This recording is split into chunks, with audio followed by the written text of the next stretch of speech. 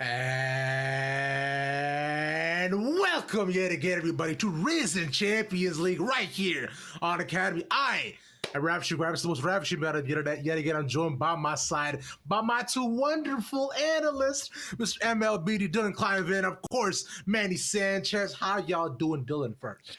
You know, I'm doing pretty bad, Ravish. You want to know why? Oh, no. Why? Rek'Sai's getting buffed. I'm not happy about that. They released the little patch highlight, and I hate Rek'Sai, so not doing too great. Yeah, meanwhile, though, I'm doing fantastic. I'm dancing on Tom Kench's grave, at least old Tom Kench. Friendship ended with Devour. Abyssal Dive is my new best friend. Thank God the champion is not stuck in balance hell anymore. So ready for another tank support to play. I just want to say right off the bat, look, guys, I don't want you to hate me, but I took Tom Kent's top just yesterday. Look, already, I know I can see him losing to people, but hear me out. I played Tom Kench with Divine Sunderer, and I didn't die. No, stop it. I didn't lose.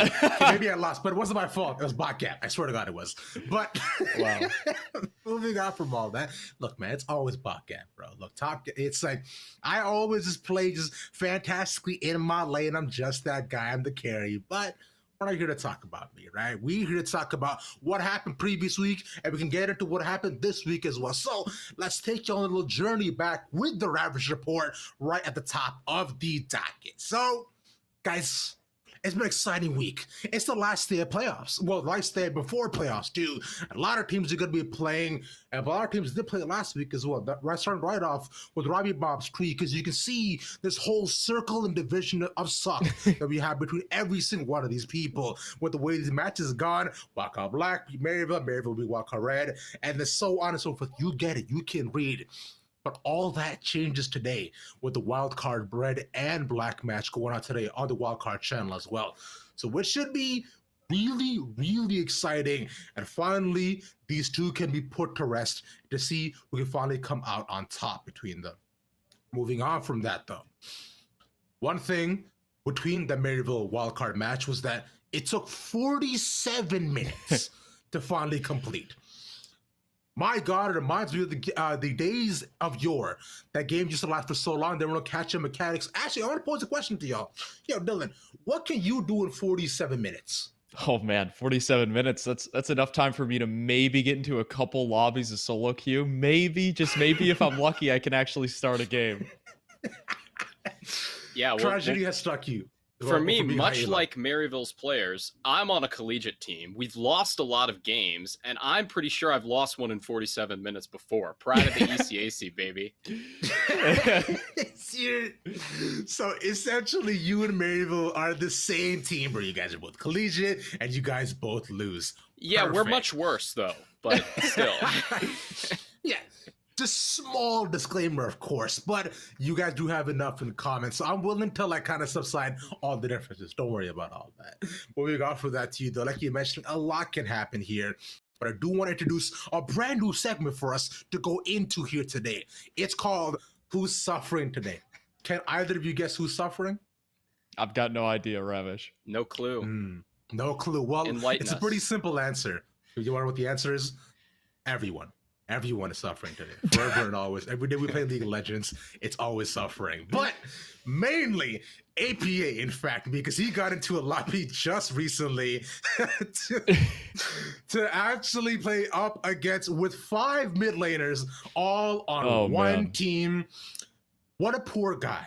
But it's not all doom and gloom up in his room because, friends, to move on forward from that, he did actually end up winning the game somehow. Oh man, I love solo queue. It's so good. Let's hear it for bot lane Ziggs, right?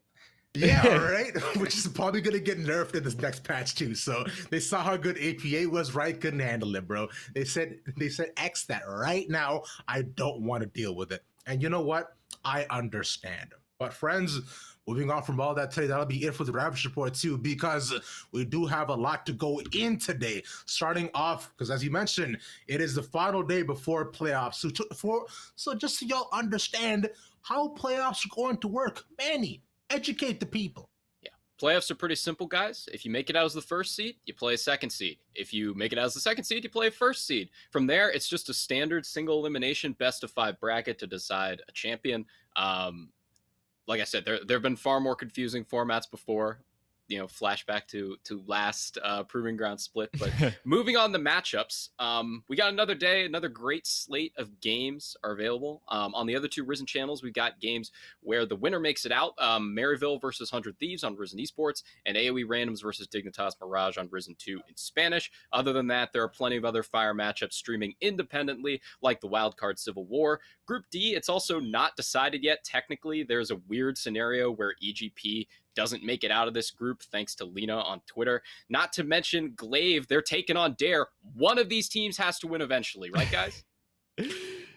Yeah, I mean, it feels like one of them, I mean, they literally have to win. So that's going to be a fun series to keep our eye on. But, with today's series on this main stream, it's going to be a lot of fun. We're going to be streaming the Zeus vs. Cloud9 game.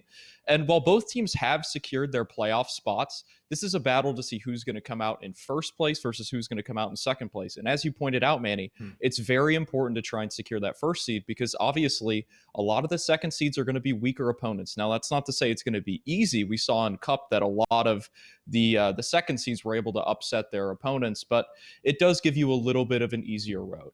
And Zeus has been a team that's been a strong contender in amateur now for the top spot, but they've never really quite been there, right? Wildcard Red was able to really cement themselves at the top with Cup. And in the spring, we saw, obviously, there was no org that won the entire Proving Grounds tournament. But besides that, there were other rosters that at times were better than Zeus and showed more promise. So this tournament, Risen, is Zeus's chance to finally really cement themselves at the top of amateur as that number 1 team finally for the first time in the past few months. And lastly, Cloud9 Amateur on the other side of today's match. They're a team that's trying to really, make a push for the best LCS affiliate team along with EGP, right? EGP's been a team that ever since spring, ever since even before they were EGP, they've always been a very solid amateur roster and they've been the best LCS affiliate team.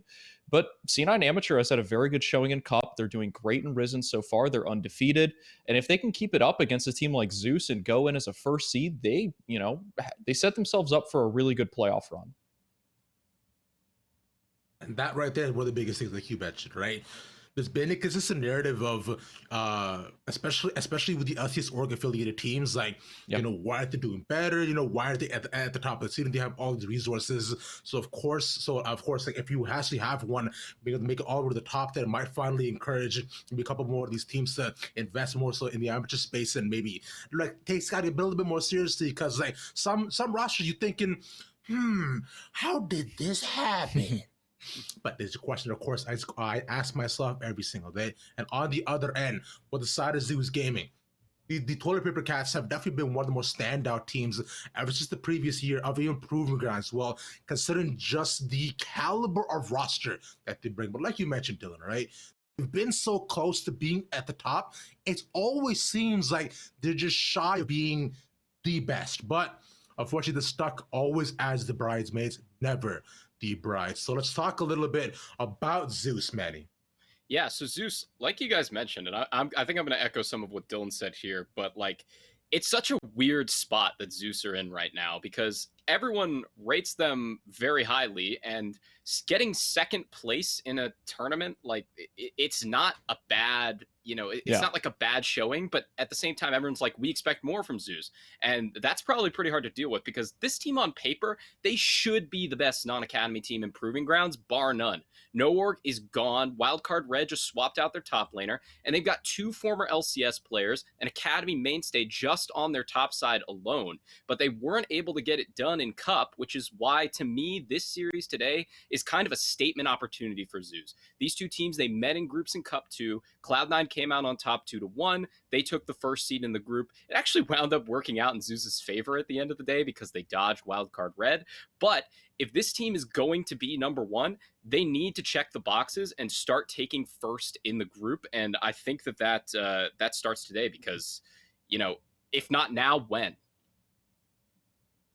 Yeah, I completely agree with all those points. And over on the side of C9 Amateur, I think a lot of the same is true with them, right? C9 Amateur, They are a team much like, Zeus Gaming, where they're kind of making they've had some roster changes and they're making a bit of a resurgence in the summer split compared to their Zeus. Obviously had a very good spring split. A Cloud9 Amateur, not so much. They didn't perform as well as some people maybe thought, with players like XU and Captain Shrimps really, heading the front of that team.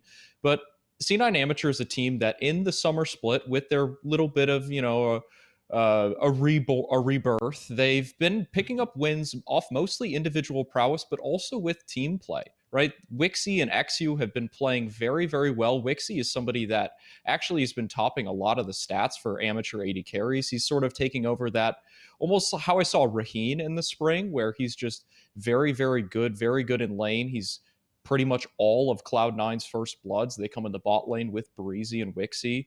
And this is a team that they have the roster to actually do some damage, right? In the spring, it was questionable whether or not the pieces would come together and actually be able to manifest their individual skill into getting wins. But it's clear in the summer that they found a formula that works for them.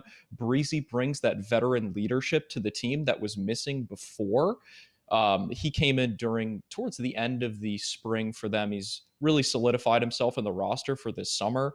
And it's a very nice contrast to some of the players that are new to this space. Captain Shrimps is somebody that is, not been around too long. XU is somebody that's really making the push to go pro in the last few months.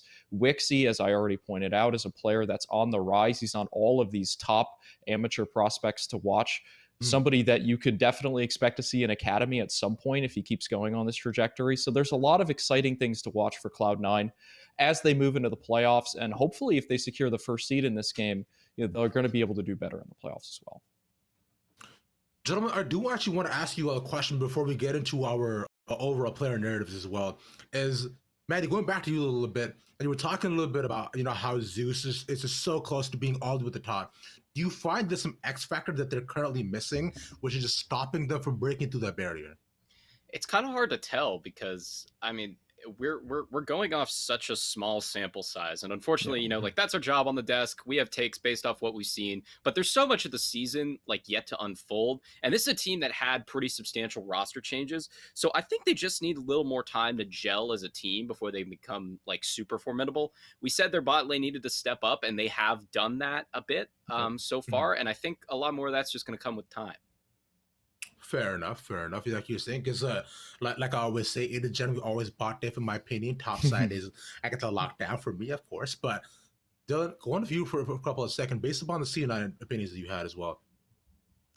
Yeah, is it really just sorry, I was going to say, is it really just like better leadership they're lacking? Like, is it communication that's there, or would you say that just the overall disjointedness that they probably have is due to just not being together for long enough? I feel like as this roster has been gelling more and more during the offseason and, moving into these summer tournaments, I do think the leadership, the communication, everything they've been trending upwards for Cloud9 Amateur, right? We've seen that players like Captain Shrimps are able to use their champion pool a little bit more effectively. Breezy's been able to really roam around the map a lot. He is part of so many first bloods for this team. He's part of the most kills.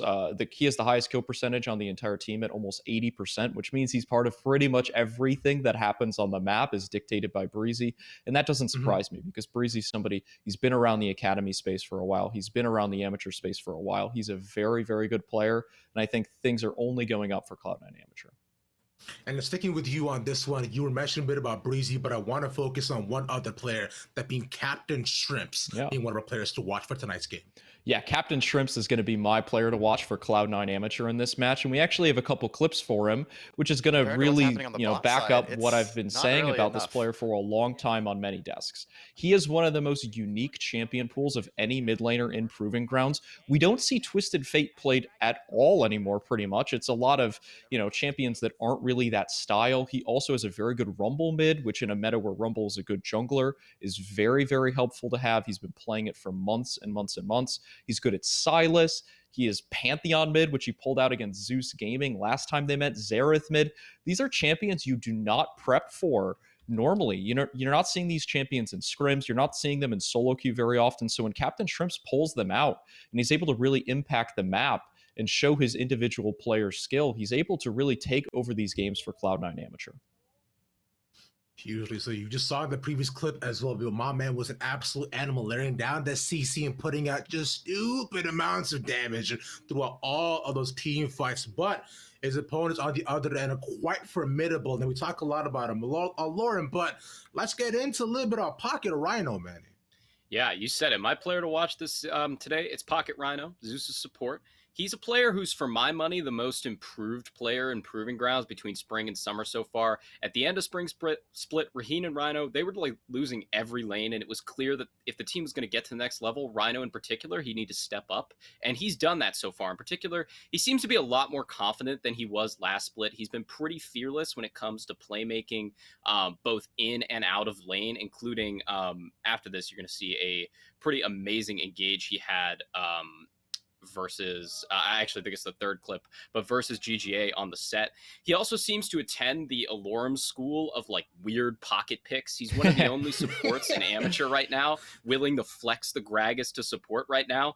He's also got another like a whole other list of weird champions he's been tweeting about. Watch out for the Trundle today. I know that's been on his radar. I really rate players like that have a lot of creativity in their champion picks. And overall, he's made pretty big strides so far this year. Him and Raheen, they still need to work on their consistency in lane a bit before they're going to be really, really top tier. But I'm pretty high on him as a prospect, and I'm excited to see him play today. Yeah, I think Pocket Rhino is a player, pretty much what you said. He's very unique and creative. And I think in the support role that really shines because, AD carry, jungle, these kind of roles, they're pretty much like cut and dry. You do what you do. There's not too much like individual unique expression that you can have with the role. But I think support is one of the roles where, depending on what champions you play, depending on what style you favor, players like Pocket Rhino, they come immediately to the top of the list. He's right there with players like Skytech on EGP, where they have these pocket picks that make them so scary. And it's champions you don't see in pro play. And I'd love to see them get a shot at the top level because, I mean, who's to say that like LCS players or players like that have any experience against like a Nico support or against like, these weird pocket picks that these players have? Both absolutely fantastic players to watch. Like you were mentioning, just being able to dig into your pool and make it into a ocean makes it that much more interesting because nobody really expecting it. So some of the signature ones I look at, perhaps his, perhaps just his Nico too, which I think nobody ever expects. And Alorum on his end as well too, also has Nico top, which is, by the way, disgusting. 80 Nico top is the ultimate split pusher. Jax holds doesn't even hold a candle to her, but that's of course just my opinion. Y'all can feel free to argue about that, but one thing I didn't want to get into and argue about a little bit is the Risen Rotisserie and our board game update for today as well. Now, y'all already know how it works, but this is the most arbitrary thing we got on the desk going on because, like, based upon the points for every single team in amateur given out. And Zeus Gaming right now is absolutely killing it, but one thing you should know is simply because of getting 1 point and 1 win, Mirage, Wildcard, and AoE are right behind them. But Resolve is a little bit behind the pack for now, just lagging a little bit. Yeah, I feel like whoever gets that 28 ladder, if Resolve is able to get that, they can really climb back, or maybe TSM or Supernova. That pretty much shoots them to the end of the board. But so far, we haven't seen anybody land on a snake, so that should be fun if that happens. Yeah. Kind of a testament to Zeus's dominance, too, where like the other teams in their neighborhood, they just moved forward on the one space and shot all the way up. But Zeus, they didn't do that. They've been accumulating points like crazy in the first 2 weeks. But yeah, definitely impressed by them succeeding in by far the most arbitrary thing that we have on this desk. And we have a lot of arbitrary things that we do. Yeah. So like, it's very impressive. Now, remember, your friends, as of today, if you are actually making it all the way to the top, or the team that gets the farthest, if I ever meet y'all in person, you are entitled to a full Costco rotisserie chicken on me. You know what? I'll even up it. Every single one of the members gets a rotisserie chicken to themselves. Y'all can hold that down, do whatever you want with it, make a chicken salad. I don't care. What matters is that I get it across to you. Now, we'll have the updates, of course, tomorrow as well, based on the games being played today. But friends, we do only have 3 more days of Risen left, which is the craziest part. Who is going to win? Honestly, my heart can't take it. I genuinely cannot like fathom who might get to the top. But Zeus right now, really making case for themselves to make a steady climb all the way to the top. But man, like you were saying, if anybody hits a snake, it is going to be hilarious. Yep. And I genuinely cannot wait. But friends, it is that time yet again where I put you on the spot and tell you exactly and make sure that you cannot be a coward on the stream. It's time for predictions. So start with King Coward himself, Manny Sanchez. What's up, bro? Yeah, so last week I admitted I was a coward live on air. I outed myself. So this week I'm being brave to rehabilitate my image. Zeus learned from their mistakes in Cup, and they take a clean 2-0 today. All right. Oh, just clean wow. 2-0. Not even going to hold anything back. Wow. Respects. Dylan? You know, I'm a fan of Cloud9 Amateur. They won the matchup the last time. I think they've got the recipe to beat Zeus, although that was, who's to say if that was really a fluke? But I'm going to give it to Cloud9 Amateur. I'm the only one on the entire production team, if anybody goes and checks the graphic on Twitter, that predicts Cloud9 Amateur. I'm going to give it 2-1. We've gotten 3 games in every series we've streamed so far on this channel, so who's to say it's not going to go to another third game for the final week of the Risen regular season? But I'm giving it to Cloud9. Okay. All right. You know what, guys? You already know that I respect both opinions very heavily. But the person whose opinion I respect the most is Kari's, because she is literally a messiah when it comes to this stuff. Now, considering Kari and my predictions have matched up the entire day today, so I'm feeling pretty good about what I got going on. Now, Dylan, give me like 10 words as to why you actually think C9 have a chance to win this. Captain Shrimp's exactly gap 10. Is overpowered. He is really good at the game. I don't know. It's probably like 11, but yeah, something like that. I think Captain Shrimps is actually going to dominate mid. I think he's going to be really good this series. All right. Respects, Maddie. Give me 5 words as to why Dylan is wrong. Well, wait, I'm no math major, but that's definitely, he got more than 10 words, for sure. Yeah, that was a lot of words. I'm gonna say top diff. Okay, that was 2. So none of you guys can actually count up to 5 or 10. Huh? Yeah, but I was closer. We need new analysts. Guys, I'm actually genuinely disappointed. I thought we could do this together, but you know what? I'll say it right now. So what my predictions are, I had less than 10 words. In 10, in fact, 2. Zoos are going to win today. It'll be 2-0. Look at that. Only one of the best doing this, bro. Come on. Absolutely unbeatable and undefeated as usual. But enough about me. Let's go throw it over to a casters here for tonight. Beats on Boulevard and Dia to take us in a game number 1 between Zeus and C9.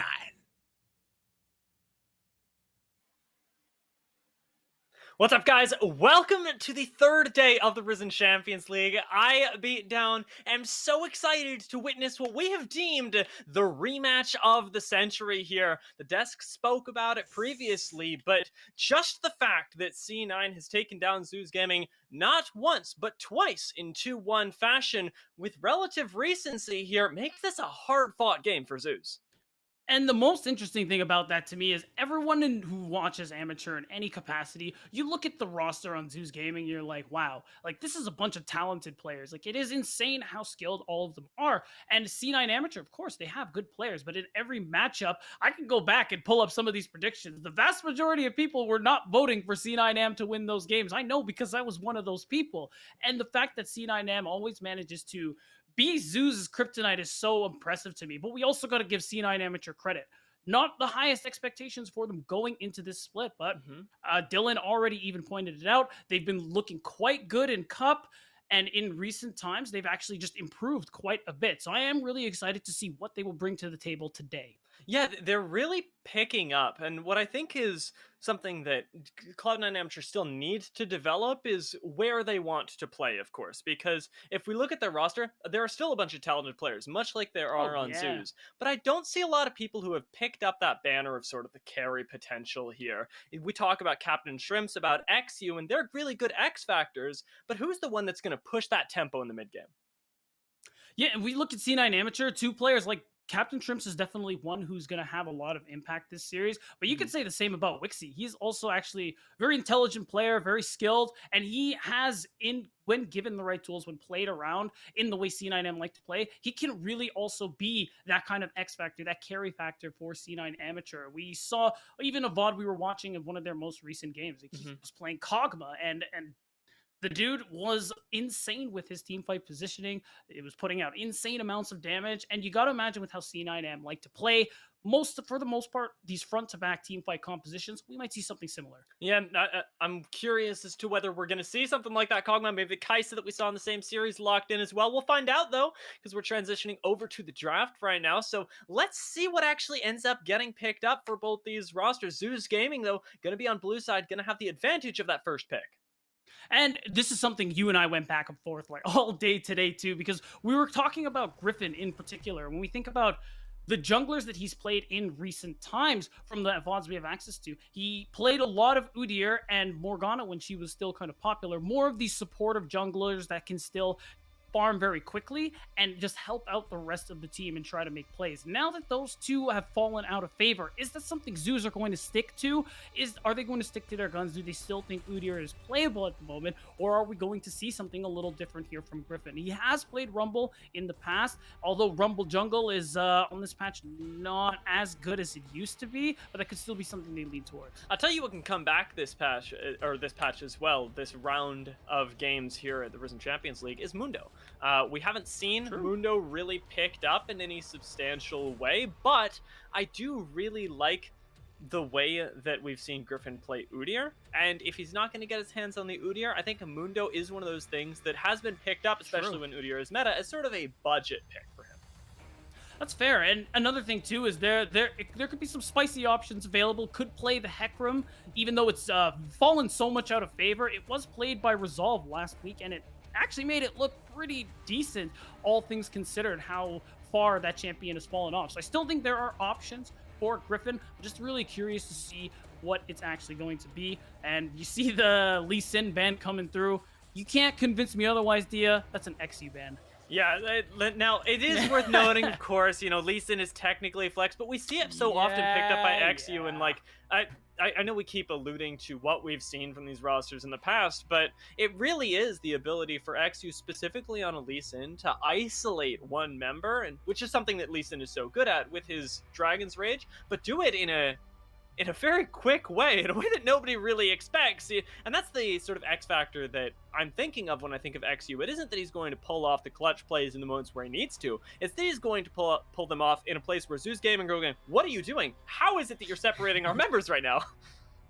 That's right. And this happened in matchups between these very same teams, even though the first time around, again, it was a different Zeus Gaming with some of the members here, but it's still C9 Amateur, especially XU, he's been able to do so much work on that Lee Sin. So now that it's off the board, and now it looks like the Xin Zhao hover is coming through, it could definitely kind of fit the role, a lot of early game power, and of course, can be that sort of tanky-ish presence and team fight setup that Griffin might like to play towards. Yeah, Xin Zhao's really broken the mold recently in the meta of League of Legends, taking himself from what was an exclusive, you have to go 3-0 in the first 7 minutes champion, to now you can play this really stabilizing game, have a lot of skirmish power, but actually be able to be a relevant frontliner once you hit that mid game and even late game. The problem is, they've given up Gwen here, and, well, we were talking previous to this game about Alorum's Gwen. I haven't actually seen Alorum play into Gwen a whole lot, and a Viego, that would just make it even more spicy. Not to say that, okay, so it could be the Varus pickup here. It's actually going to be the Volibear, interestingly enough. So I think it could still technically be mid-Gwen. We don't know 100% if Alorum will play towards it, but it is interesting to me because Gwen is insane. We all know Gwen is a great champion. So when you see teams leave it up, there's always a purpose. You are expecting there's a good chance, like, okay, we're not going to first pick Gwen. They haven't banned it, so we know they're going to take it, but we have a plan for it. And that's what I imagine Zeus is thinking at the moment here. It looks like they might be expecting it top because, look, they grabbed the Urgot. We know that's going in Alorum's hands. It's his signature champion. And what better to play into potentially something as monstrous as Gwen than a comfort champion, especially one that can do a lot of damage early on in lane. And from this point on, you can kind of play the game as Zeus that goes, let's just isolate top. Let's pull Zins out towards bottom. Let's Right. play strong side there because the Urgot matchup is always going to go super well, even when it is into such an insane champion as Gwen. I am curious, of course, that even after that, seeing that Viego hovered and not picked up, the Zeus Gaming have actually chosen to pass it by. And for the Silos of all things, when looking only down the barrel of the Gwen and Volibear, it brings a few questions to my mind. I'll be honest, Pete Dunn. Yeah, it is definitely it is interesting. You don't often see Silas picked this early into a draft, but when you think about Tuesday as a player, he's one of his best champions is that Silas. He's very proficient on it. So I think being able to grab that comfort for him, and even though you could technically flex these picks around, even though I kind of doubt it. I imagine it's going to Tuesday's hands. I think that's why you end up going for a pickup like that. And nowadays we're seeing what the kind of meta and draft has kind of shifted towards, where you mostly pick your bot lane in the second stage of the draft. You want to secure your solo laners. You want to secure yourselves a strong jungle. And it looks like that's what both of these teams have done so far. I think it's also worth noting, of course, that Thresh has been taken off the table, a very safe support that can let you play a lot of hyper carries, enable them in some way. And Zeus Gaming, they're the ones that choose to remove that. So when Ezreal for Cloud9 Amateur actually makes it one of the few safe lanes left because you can't pick Senna Tom Kench on the other side. And we're going to have to see some innovation here. Innovation in the form of Ashe is something I'm excited about. And you can already see this is kind of the direction they were going in. To be fair, I wasn't predicting Ash pick, but the point is you're playing hard engage. You're playing for dive because you see those two bands, the Thresh and the Braum, two great peel champions in that support role. You can already tell there's a lot of bot lane dominance coming through for Zeus Gaming here. And with that Ash being able to start off fights, even if lane doesn't go great for Raheen, he still has like this amazing tool to start off these team fights with that enchanted crystal arrow. And I feel like that's true for almost everybody now, especially seeing Leona lock in last, which gives Silas something to actually be really excited about. You've actually got massive engage tools on 4 out of the 5 champions that Zeus Gaming have. I want to say not even including the Xin Zhao, but when you think about it, or sorry, not including the Urgot, but when you think about it, even Urgot is going to be really happy with the changes to Stridebreaker if he can get on top of you.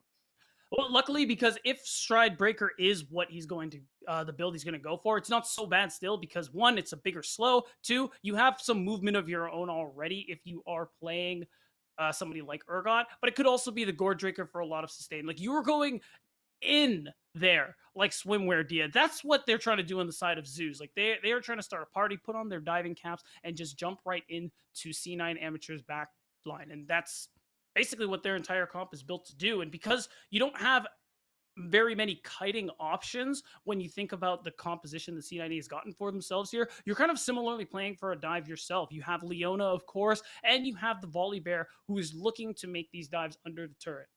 And I really like Volibear specifically for Cloud9 because he gives you a lot of utility post that level 6 and a lot of ability to make what is otherwise a strong side of the map a very weak one. So if he can get to that mid game without the game getting really out of control, which tends to be the pattern with people like Cloud9 and Zeus, we'll actually get a very exciting sort of transition into the mid game where suddenly Cloud9 can make plays anywhere.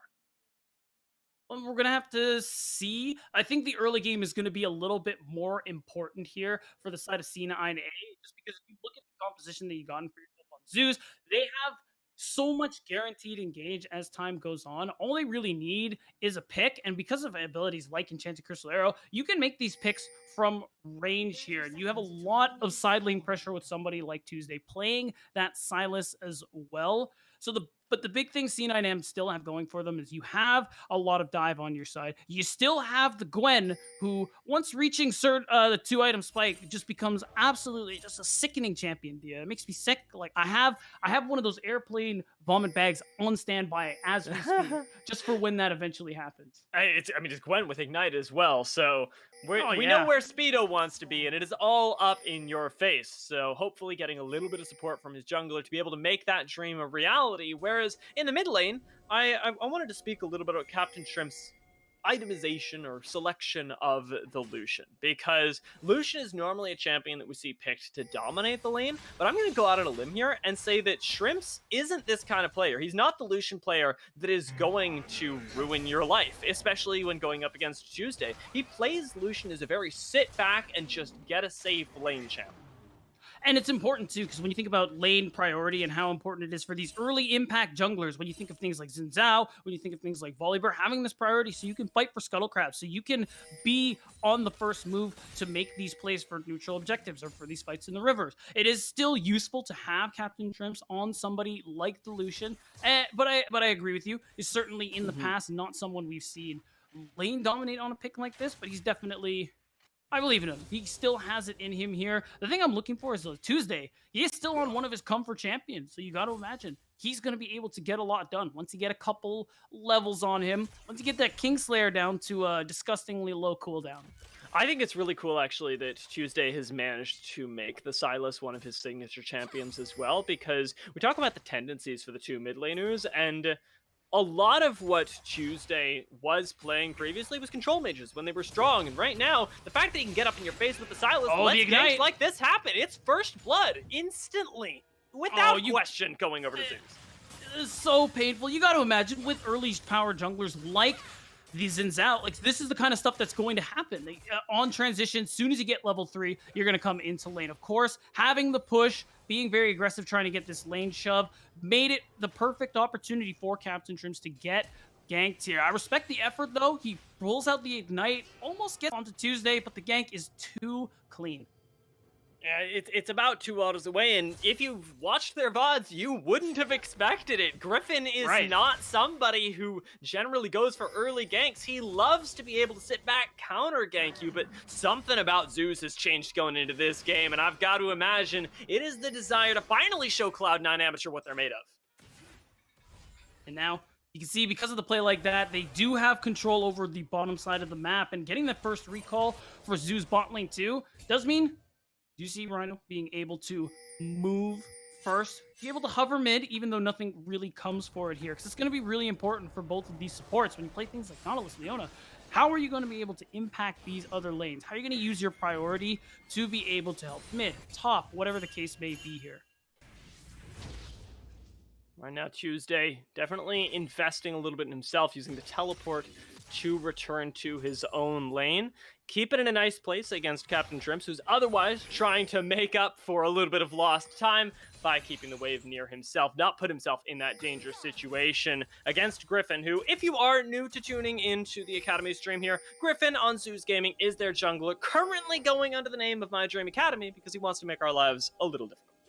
He doesn't like us specifically, Dia. I'm just convinced of that. I must have said something. Beat down in Dion cast. I hate him. To change my summoner name. You know what it is? They're jealous of the hair. They gotta be. It's true. It's true. Can't be us. What can I say? We're like Samson, right? That's the guy who you can't cut his hair, or he loses all his strength. I'm gonna look that up later because that's okay. Okay, it's okay. I respect that you tried that reference, and I hope you continue to try it for the rest of this catch. And speaking of try, who's trying for a little bit of a gank here in the top lane? That didn't work. It's worth just showing your face up there, though, because just because Griffin gets that vision taken away, yes, he reveals himself, but he buys a lot of space for Alorum, and with the bot lane already recalling, it doesn't cost Raheen and Rhino anything to see a Xin Zhao in top lane. There's no dive that can happen bot, and Tuesday is more than happy with the wave pushing into him, so just playing around these small little points where they can't lose anything on the map, so Zeus can afford slightly more aggressive placements will get them these inches that might start turning into miles against Cloud9. At the moment, Cloud9 haven't made any plays for those inches themselves. I haven't really seen them go on the aggressive.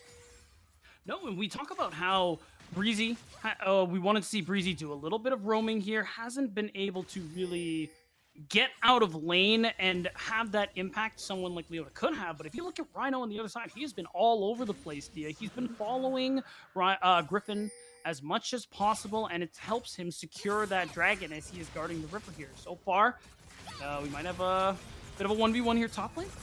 Yeah, Speedo's going to go for this, but remember, Alorum is not new to this either. He knows that he can't actually take this fight right now, doesn't have the support of his jungler, and yeah, it's going to cost him the recall, potentially a few CS, but just being able to back away there on the slightest of health will keep him up. Thinks about going for play on Speedo, though, as Speedo overextended there. He gets pulled back from the Fear Beyond Death, and you will not be stepping up in that lane again. You just can't walk into Alorum like that on his signature champion. Beautiful play with the flash. Thank God we are going to see a replay, because that was just disgusting. The fact that Speedo doesn't want him to get this recall off. And just watch this. He's actually channeling the corrupting paw, which is interesting. And Speedo continues to walk back. Alorum walks away and is like, you know what? No, I will not allow this. And it's just a beautiful knock-up into the first cast of his ultimate. And look at that. There's just no chance he can actually use the Hallowed Mist to survive. Alorum is happy about that one.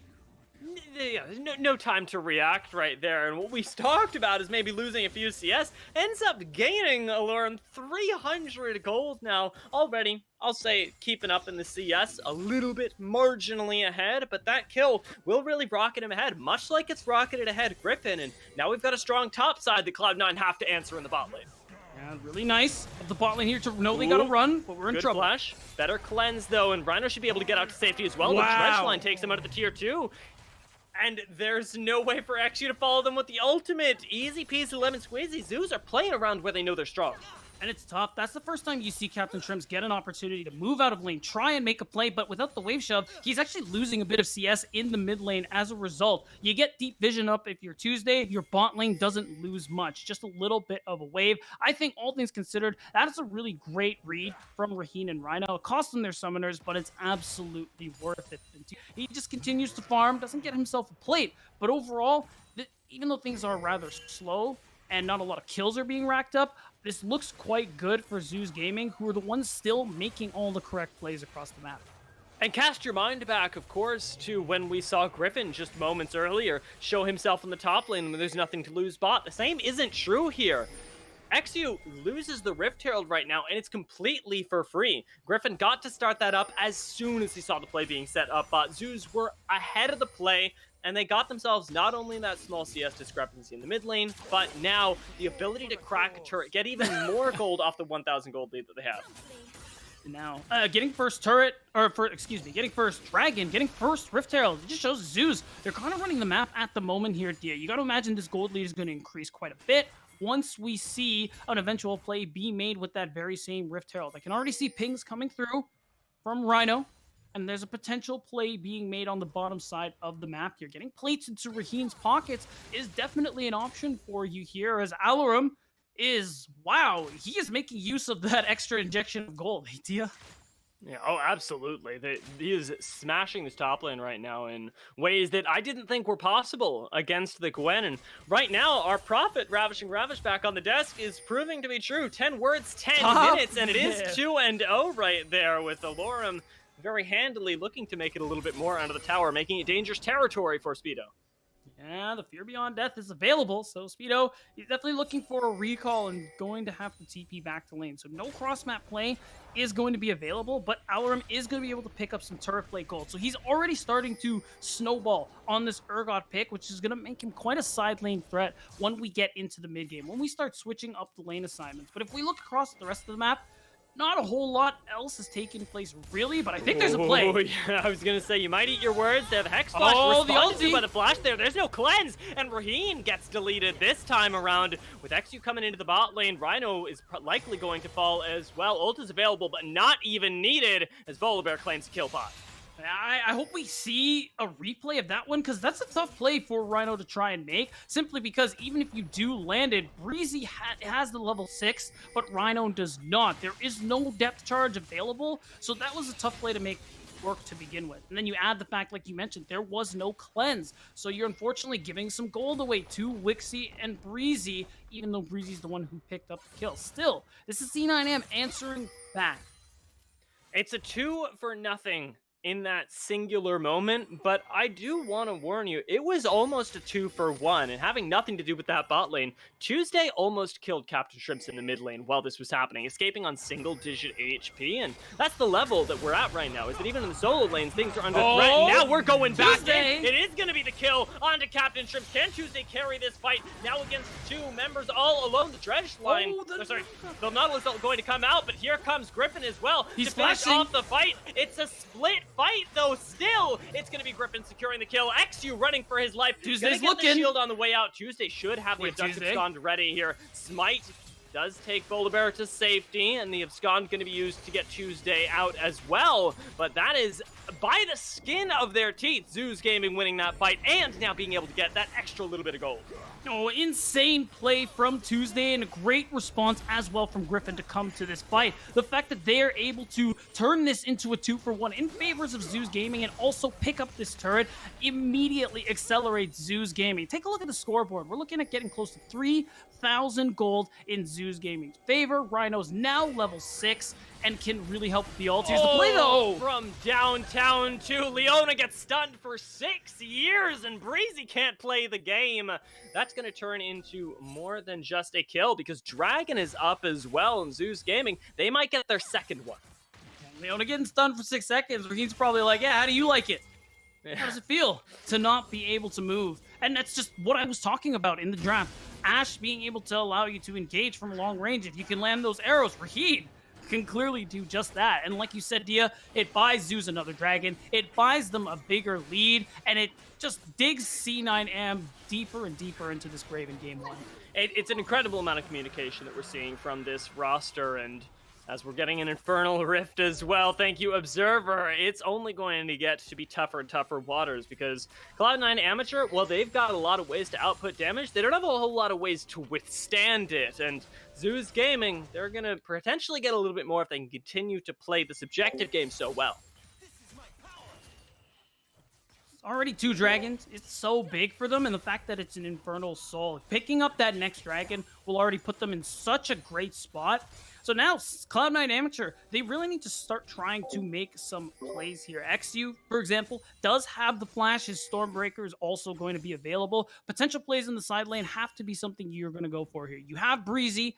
With that Solar Flare, you have a lot of ways to get picks, but you have to get something. Maybe pick up the shutdown onto Griffin, because you can't just keep letting these events happen to you at this point if you're C9M. You don't get to handshake farm anymore and hope that you can win this game.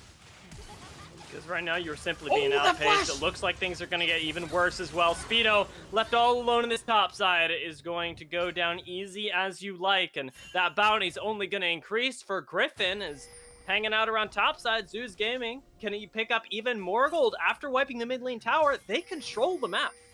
They do, and you see C9M have to focus so much of their vision just making sure that they can walk in their own jungle. But look at all the priority you have. Rhino can just move in by his lonesome and start clearing out some of these pink wards. So now all you see is blue in the top side jungle of C9 Amateur, and with that Baron coming up very short. Okay, maybe not very shortly. Second Rift Herald it seems coming like up very shortly. It feels like it, yeah. With the points that we're getting to, with the items we're getting to, I thought we were later into the game. But Zeus can still pick up the second Herald and start to take some of the other outer towers that are still up for grabs. Our Observer doing us a favor there, highlighting exactly what you were talking about with the vision. The fact that Cloud9 Amateur have to group up with multiple members to even get a taste of the river around that Rift Herald. As Zeus Gaming, they return to the map, having reset with a few more items under their belt. First, Mythics are just now being crested, even on the side of Cloud9. So the playfield is being equalized a little bit, but if we look at what Mythics they're actually picking up, we're going to lack damage for a little while. And that's the big thing, especially on C9 Amateur side. You are looking a little more for the 2-item spike, especially for someone like Lucian, for someone like Ezreal. That's where a lot of your big damage is going to come through. So C9M aren't exactly dead in the water just yet. They're going to have an opportunity coming very soon, Dia, at that 2-item mark for a lot of these carries. And if they find a good team fight, again, so many engage tools available to them, they can find their way back into this game here. But currently, they have to play so defensively on the map because, again, their vision line is pushed so very far back that they need to slowly push it forward so that they can allow themselves to finally start making some of these plays. And they looks like they have their eyes set on Alarum topside.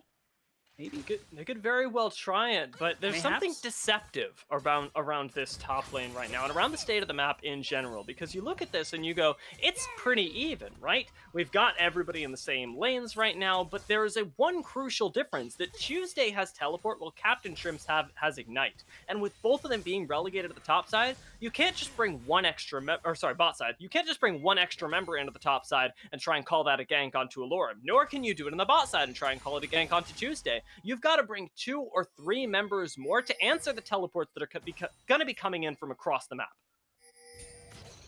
And I think the reason they have Captain Shrimps on the bot side is because the dragon will be coming up soon, and that's ideally what they want to play towards here. Luckily, XU reading this play does keep Captain Shrimps safe at the moment, is holding on to both sums, but the XU's on a ward.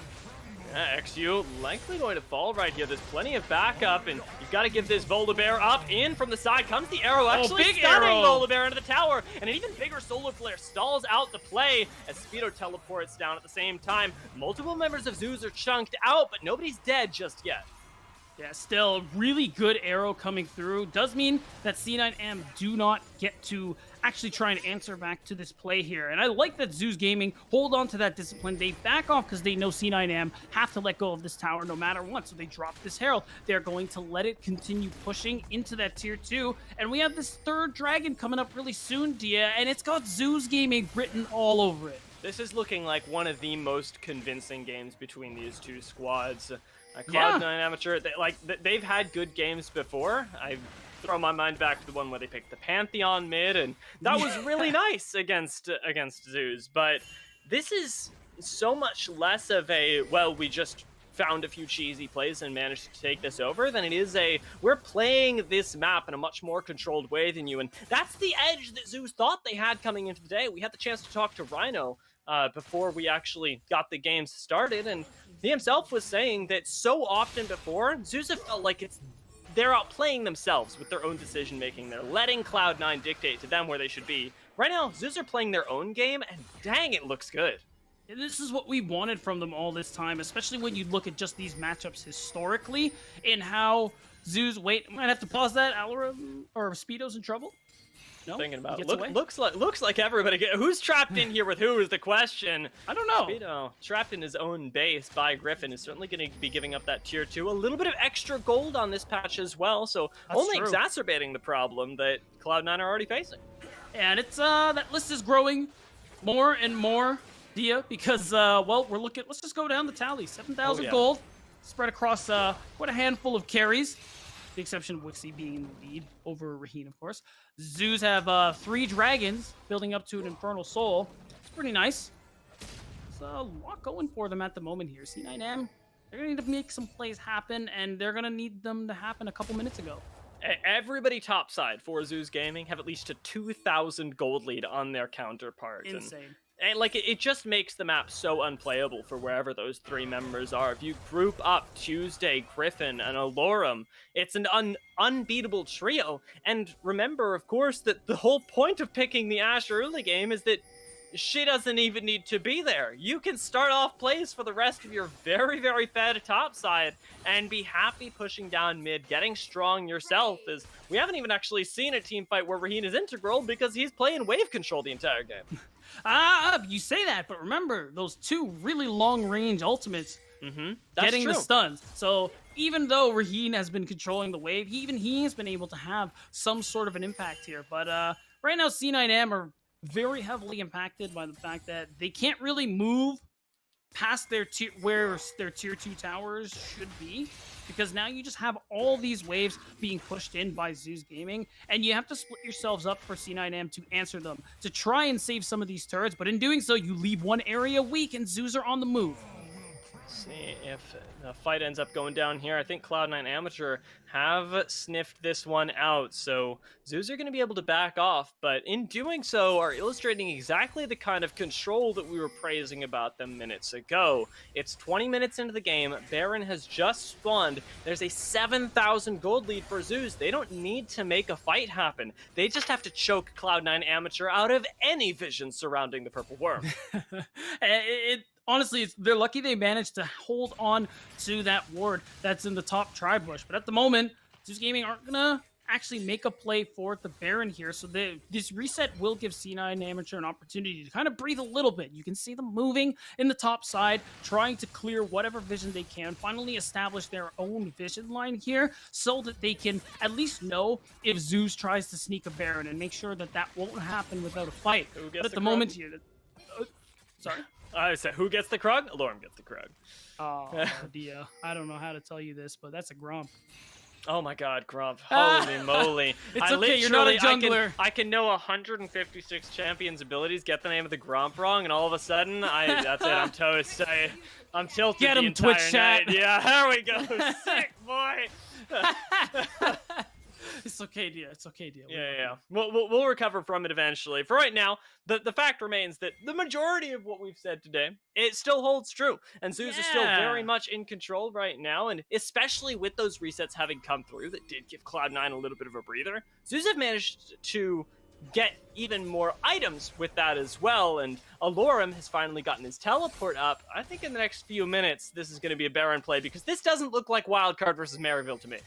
And it's going to be pretty tough for C9M at the moment. Not reaching the spikes that we were talking about here. Still pushed in very far, trying to clear whatever waves they can. The question is, are they going to be able to make a play? Speedo's in trouble. We got plays everywhere. Yeah, we'll have to see if Tuesday can be answered back here, because now you actually have the backup to do so. Oh, Captain Tuesday? Shrimp from way too far away is going to be able to pick off that kill, but it is a trade back. So a 1-for-1 right now is actually favoring Cloud9 Amateur. It does, but it's still tough at the moment. You're not going to be able to go for the Baron because you lost Speedo in the top or in the bot side during that gank. We're going to see a replay here of how this took place. Alorm over the blast cone, but Speedo thinks he's alone, so he can go for this 1v1. But little does he realize Inzao is on the way, and not even Gwen can win those. Yeah, it's playing with a little bit of a lot of disrespect, I'll say, towards the vision, because, I mean, we saw it in the replay right there. The entire bot side of the jungle is blank, and right now, Breezy playing with a little bit of disrespect as well. It's still dark for Cloud9 Amateur, and they're engaging into the fog of war, betting that Alorm and Tuesday aren't there, which, thank God, they were not. Yeah, well, they're here now, Dia, and this is a big tipping point for this match. The Infernal Soul is about to go over to Zeus Gaming, and C9 Amateur, they're just going to let it go. They aren't going to go for the fight here, and realistically, I can understand this way of thinking where you're so far behind, you haven't reached the key item spikes your comp needs. Are you really going to full send it for the Infernal Soul, where if you get wiped, you lose the Baron, you lose a good chunk of your base in the process, and then you just never recover. But with a pick on Rhino, you might be able to equalize some of that playing field, especially around this Baron. It's a worthwhile pick right there. A lot gets expended, but you've still got a lot of tools as well. Tuesday's going for the pick here. Can they make this happen? The Ash ult is actually going to land, and Griffin decides it is time for XU to die. The Volibear falls, and Breezy is in the receiving end of a lot of damage on the way out as well. Ash with the slows, and Urgot with the fear beyond death picks off another kill. This is going to be a clean wipe, and Cloud9 Amateur in a 4v5 get taken down an ace. Oh, and it's so brutal. C9M not able to walk away, meaning they get ace. They lose the Baron and the Soul now. All that Temperance, Dia, and it doesn't end up being enough. Yes, they take down Tuesday, but you're immediately going to see Rhino, rather. You're going to see Tuesday come up and immediately just push to take down XU, and all that healing from Kingslayer. Another great arrow from Raheen means that this is so doomed for C9 Amateur. Speedo can't play the game either. The Gwen that we were talking about going, what on earth is this? How are you letting the first pick go over to Cloud9 like this? Very clearly doesn't bother Zeus Gaming at all from so far behind. It is just another relatively squishy champion to be taken down, and we head back out onto the Rift, now with more than 10,000 gold to the favor of Zeus Gaming. That Baron has their name tattooed on its beautiful purple skin. All right, now we're getting to a point. I'm a little worried C9M aren't going to reach the item spikes they might be looking for, Dia. This is, a very difficult game for them to be able to come back from. We're looking at 12,000 gold, like you said, and that's only going to grow with the Baron buff in their hands. You can have Alarum push on the side lane and get a little help from Griffin, and you can have the rest of your team split elsewhere. They're focusing on 2 lanes, and one bad fight means the end of game 1 here at DSC9M. They are walking on thin ice. Speedo doesn't have teleport either, so there's no flank, there's no ability to collapse quickly, and very clearly there's no interest in doing so because they're giving up the mid lane inhibitor right now with bot lane soon to follow. We've got to get the reset. We have to get some sort of fight, some sort of resistance here. Well, the Stormbreaker has been taken by Tuesday, so this could be where Zeus look to end the game. Here comes the arrow, but it is going to go wide. There's just a lot of posturing at the moment. You're trying to see what you can land, and because the arrow hasn't landed, we're just looking for the reset here. But let's see if C9M can actually punish. They are pushing a little further, but it looks like they will push no more. And the Baron Empowered recalls are going to let you go back, spend that gold even faster, be able to crack potentially that top lane inhibitor, as even Tuesday can't wait for his teleport cooldown here, ends up burning that to just get a little bit more value out of that Baron. And this is going to continue pushing it out here, although he does have to be careful. Everybody is off of the map on the side of C9M, and at this point, that's what they got to do. They got to full send a play into the side lane, try and punish somebody, try and pick up some form of a shutdown. But Tuesday's level 15. Are they really allowed to touch him right now? Tuesday's an absolute god, right? He's just walking into a completely dark jungle going, I dare you to fight me. And Rhino, well, he might not be level 15. He's doing the same thing because he knows he has the backup of the entire roster at his behest. In the backline is Tuesday ripping apart Cloud9 Amateur. Goes golden for now, actually flashing out to keep himself safe, but pushes all of Cloud9 back into the base, and it will be that top lane tier 2 falling, potentially even the inhibitor towers. A great hook lands from Rhino, and Volibear is taken away. Oh, not enough respect paid for Rhino. Another arrow lands! The arrows, they just keep flying out. Speedo goes golden, but it is not nearly enough. This is the dismantling of Cloud9 Amateur in a way that I have not seen before. The culling gets channeled by Tuesday, not claiming any lives, but certainly claiming enough space for Zeus to take 1 Nexus Tower, 2 Nexus Towers, the lives of C9, and very shortly the game with that 2nd tower falling. We'll see what they end up playing with right now, but it's going to be that last auto that finishes it off and sends Zeus to a 1-0.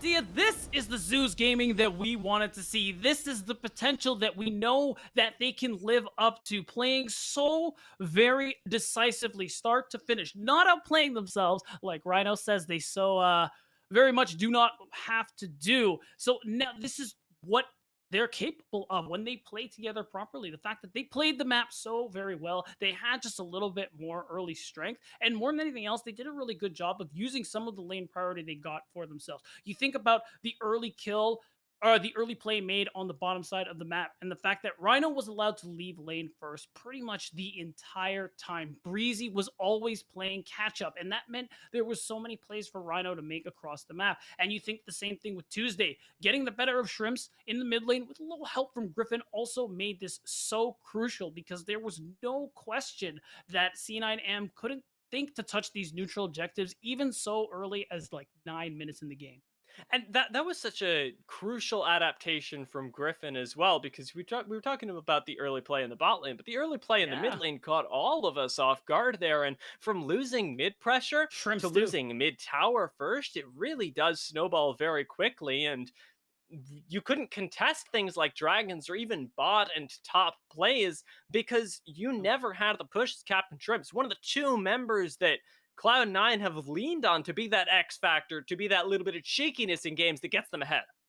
And that's the tough thing too. Like, you said it when we saw it come through onto the Rift in the draft. When we see Captain Shrimps, we don't often think of him as the standard plays what's really strong in the mid lane. He's capable. His Lucian is by no means bad, but when we see a lot of success on him, it is on some slightly less than orthodox champions. And he's basically got a really interesting champion. It's this dichotomy of these don't touch me champions. He plays things like the Xerath, like the Syndra, and of course he also has these I'm gonna kill you champions like the Pantheon that we saw last time these 2 teams played each other here. I want to see that from Captain Shrimps. I want him to play something he knows he can dominate the lane in, so you can play these junglers like the Volibear and have a little more agency across the map and fight for these neutrals. Yeah, it'd be really nice to see some more patented aggression from Cloud9, but we're about ready to take a break before we pop into the second game. See if that ends up coming out. We'll see you in just a few minutes back at the analyst desk. Was playing previously was control mages when they were strong, and right now the fact that he can get up in your face with the Silas lets games like this happen. It's first blood, but just being able to back away there on the slightest of health will keep him up. Thinks about going for play on Speedo though, as Speedo overextended there. He gets pulled back from the fear beyond death, and you will not be stepping up in that lane again. HP, and that's the level that we're at right now. Is that even in the solo lanes things are under threat? Now we're going back in. It is going to be the kill onto Captain Trips. Can Tuesday carry this fight now against two members all alone? The dredge line.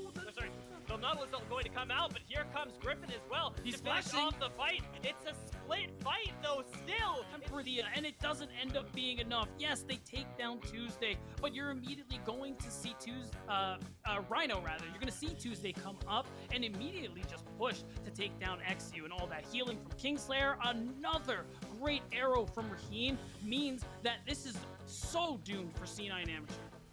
Can't play the game either. The Gwen that we were talking about going, what on earth is this? How are you letting the first pick go over to Cloud9 like this? Oh, not enough respect paid for Rhino. Another arrow lands! The arrows, they just keep flying out. Speedo goes golden, but it is not nearly enough. This is a dismantling of Cloud9 Amateur in a way that I have not seen before. The culling gets channeled by Tuesday, not claiming any lives, but certainly claiming enough space for Zeus to take one Nexus Tower, two Nexus Towers, the lives of C9, and very shortly the game, with the second tower falling. We'll see what they end up playing with right now, but it's going to be that last auto that finishes it off and sends Zeus to a 1-0. Dia, this is the Zeus gaming that we wanted to see. Where do you think, from the amateur scene, where do you think, I suppose, the scene is making the greatest contribution to North America? Well, the best change they've done in a long time when it comes to amateur is actually there are two changes. At the very beginning of amateur, way long ago, there was something you'd compete in called the North American Open Qualifier, which if you won that, you would go on to play in the North American Challenger Series, which was 6 teams. So there really weren't that many slots open for the league below the LCS, and on top of that, you had to play in this one tournament, and if you didn't make it there, then try again next time, and it's going to be another 6 months until you can do so. So back then, it was really difficult to make your break in the scene because in these North American Open qualifiers, there were always some kind of super team filled with veterans or just stacked teams that you could almost never get past if they were taking it seriously. So I like this current system that combines the academy and the amateur scene because even if you're not necessarily at the top of amateur, you get to have the chance to play against the academy teams through the Proving Ground circuit. And it's the top 8 amateur teams in the points get to go to Proving Grounds. So even if you're not the best of the best in amateur, you can at least make your way into the tournament and from there show your improvement. So overall, there's a lot more light to be shown on the newest players and what everyone can do.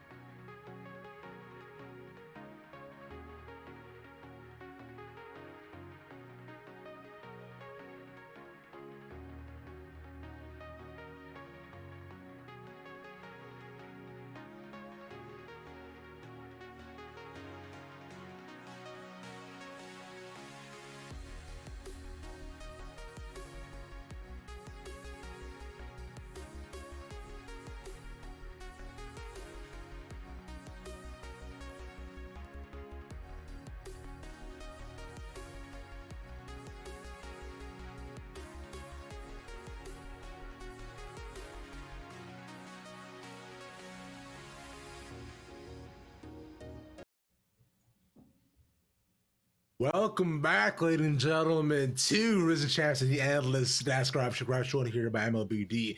And of course, Manny Sanchez. Zeus Gaming came out with a fantastic game number 1, and Manny and I are looking real pretty on top of our prediction for the first time ever. I actually get my prediction right so far, because Zeus are looking absolutely unstoppable, Manny. Yeah, this game got really out of hand really fast, and it kind of had a really innocent looking start to it if we run the replay. So Griffin comes in on a gank really, really early into this game, and it looks kind of bad for Tuesday originally, but they're able to bring this down. Okay, fine. First blood, easy. But this kind of gets the snowball rolling, and then there's this 2v2 mid here, and once again, looks pretty innocent for Cloud9. They're able to trade a gank back, but then here comes Griffin just out of nowhere, off the side, blows everything on Breezy, and you're like, oh, okay, this isn't, going to be super good, but he sustains through everything, and the reason for that is because he has a gore drinker at 11 minutes. He was able to complete his mythic, rush it super fast, and it allows him to sustain through that team fight, because even though he's able to, Xin early game with ult, really, really tanky, but having the 11-minute gore drinker turns out really good, and he's able to basically just get the snowball rolling and run from there. Absolutely disgusting, like you were saying there, man. It's just the fact that right from that first blood, like Xin Xiao managed to just snowball everything from there too, really shows the ability to Zeus Gaming to play around their top side. But there is one other champion on the top side that you want to bring up in a scouting report here, Dylan. Yeah, in today's UGG scouting report, we're gonna talk about Urgot. It's a champion that isn't seen very, very often in the amateur space. Alorum is really the only top laner who's consistently picking it. There's a couple other people picking it here and there. And he's a champion that has a lot of potential. He's somebody that in this Gwen matchup, he's able to pull her out of her shroud with the ultimate. And in this game, he actually had a couple of interactions here. Here was the first one. Speedo able to zone him off of the top wave, but Alorum he knows Urgot's limits. He knows that if he's able to get the fling with the flash, such a perfect interaction, straight into the ultimate, you cannot dodge it. And it doesn't matter if that mist goes up because Urgot's able to pull her out.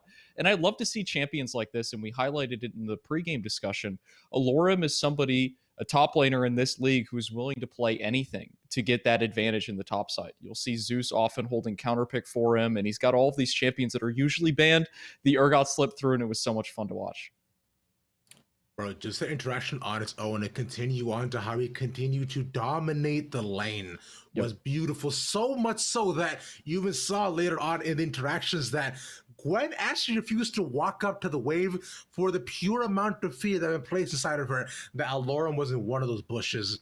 Insane. But if you want to level up your game like Alorum, only U.GG has profiles with your LP per game. The site with the best data and with the best builds too now has best profiles on it as well. Y'all make sure to go and check out U.GG for your next build and the next time you want to play League of Legends, just ever. Go in it right now. Yeah. See where you're at. Learn a thing or two, please. But moving off from that as well, too, we should talk a little bit about as the game went on here, like Manny, just you saw how Zeus Gaming was just allowed to split across the map and continue pushing their advantages. Yeah, it really quickly became apparent that this game was being snowballed super heavily towards Zeus. And C9A, they have a little bit of a last gasp desperation play here where they try to trade Tuesday on the top side for Speedo on the bot side, and they wound up trading 1-for-1 there, and in the moment it looks like, okay, maybe this is good for Cloud9, but the important thing here is they give up map position on this Infernal Drake, and shockingly, very early Soul. So this allows Zeus to set up for the Soul, and even though they lost Tuesday, and on paper, he's much stronger than Speedo, just in a vacuum, it doesn't really matter because A, Tuesday has teleport, and B, Zeus have total prio over the Dragon Pit, and from there, they got, the Soul, and it was just a formality from there on. Yeah, and after that play towards the bottom side, as soon as that Infernal Soul is secured, there's the top lane ace that pretty much just solidifies the game for the side of Zeus Gaming, right? I mean, after this, it's pretty much just it's just a formality to close out the game because, as you pointed out, I mean, the Infernal Soul at 23 minutes, that's crazy. That's crazy. The Xin Zhao is level 14. He's a higher level than anybody on Cloud9 Amateur side, which, you know, with the jungle changes that have happened over the past few months, reducing XP in the role, that's crazy. I mean, imagine if this was 6 months ago, the Xin Zhao would be level 15 or level 16. But as soon as that happens, the game is pretty much over. It took a little bit to close out, but for Zeus Gaming, no problems there, and they were able to secure game one really cleanly. Beautiful stuff from that, although it wasn't a perfect game, but honestly, it might as well have been because advantages across the entire map. And Maddie, you were talking before about the bot lane too, which I find this game had really did step up. They really played really well. And when it came down to 5v5s, executed beautifully too. And now, Dylan, since your prediction is the one that is in trouble, amigo, you think C9 can bring this back? I hope they do. You know, there's two parts of me. There's the part of me that, you know, I want to see Cloud9 pull this back. I want to go to a game 3. I want a really, really close series. But I also love the guys over at Zeus Gaming. So to see them pull out a dominant 2-0 moving into playoffs, that wouldn't make me mad either. So it's a win-win for me with my prediction. Boo. Come on, you can't play both sides like that, man. That's no fun, man. You're supposed to be sad, gut-wrenching. Like, oh, man, C9, they got to do it just for me. Thank you, production. See, echoing my statements, finally glad we're on the same page. But, Maddie, on to your side, my brother. Zeus Gaming, right? Zeus Gaming right now, too. You think this is all there to do to just take it all the way home? Or do you think can they finish the game even faster next time? I don't think Cloud9 are going to give them Xin again, so I suspect that they're going to have to work a little bit harder for that win, because as soon as Griffin got the snowball rolling, it was just over. Also, we did talk a little bit about the Zeus bot lane beforehand, and when I said before the game that they had to work on consistency, before they would just have a lot of problems in lane in the spring, and this time they're going for 2v2s, which is like really good, but they sometimes choose the wrong 2v2s, and we saw this in this game when they got 2v2 killed early on. And I think that if Cloud9 can index harder in the bot lane and force those errors again and capitalize off more unforced errors from Zeus, then I think they could give them a run for their money. Well, we'll have to find out as we'll take the game number 2, the Orbital Castle Beaton Boulevard and Dia, to see what's going to happen next. Y'all take it away. Welcome back, folks, for the setup for Game 2 in Day 3 of the Risen Champions League. Cloud9 Amateur versus Zeus Gaming. Zeus Gaming up 1-0 if you're just tuning in, and it was a pretty wild first game beatdown.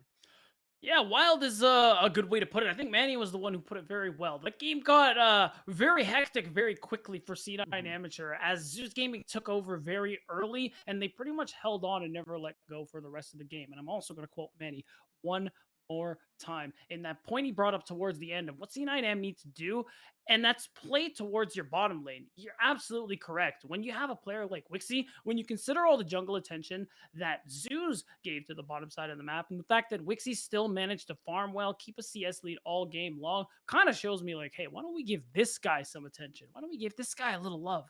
And it's true in a lot of League of Legends compositions and teams, the metaphor that I'm about to use, but in a way, you can use people like Captain Shrimps, like XU, as sort of the pillar for your house, right? The main sort of direction that you want to go in, all the support system that you like, and it'll determine the architecture. But at the very bottom of everything, you've always got your bot lane as that foundation that you can bring forward with you, right? It's the thing that makes your team comp strong at the end of the day. The ranged damage has always been such an important part of League of Legends. It's almost never left the meta, and when it has, it's replaced by long-range mages. You need to invest in your bot lane, and that's something that we didn't see Cloud9 do, that Manny has identified, and that I need Cloud9 to identify as well. We'll see if they do that going into Game 2, or if they choose to throw a wrench in the works and challenge even more that top lane that they started doing last game.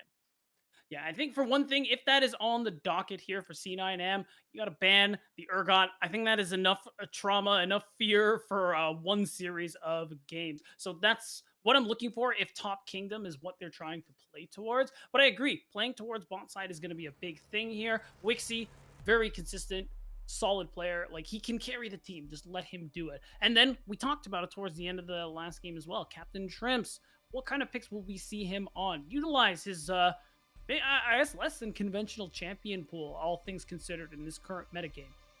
I would honestly wouldn't mind a Xerath. I know that they've whipped it out in previous games against Zeus, and I think that while it might not be the strongest right now, the fact is that the items that you need are buffed, and it's somebody who definitely can play the don't touch me game, clear waves from miles away, and let your jungler focus on the rest of the map. For right now, though, Zeus, interestingly enough, are thinking about banning out their own jungler with a Lulu already taken away by Cloud9. I don't mind it, but I am a little bit weirded out by what we're seeing.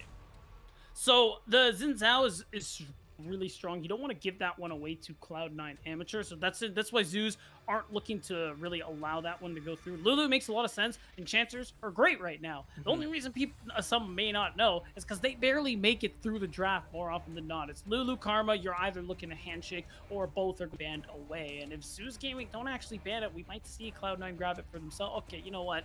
Fine. No enchanters yet again.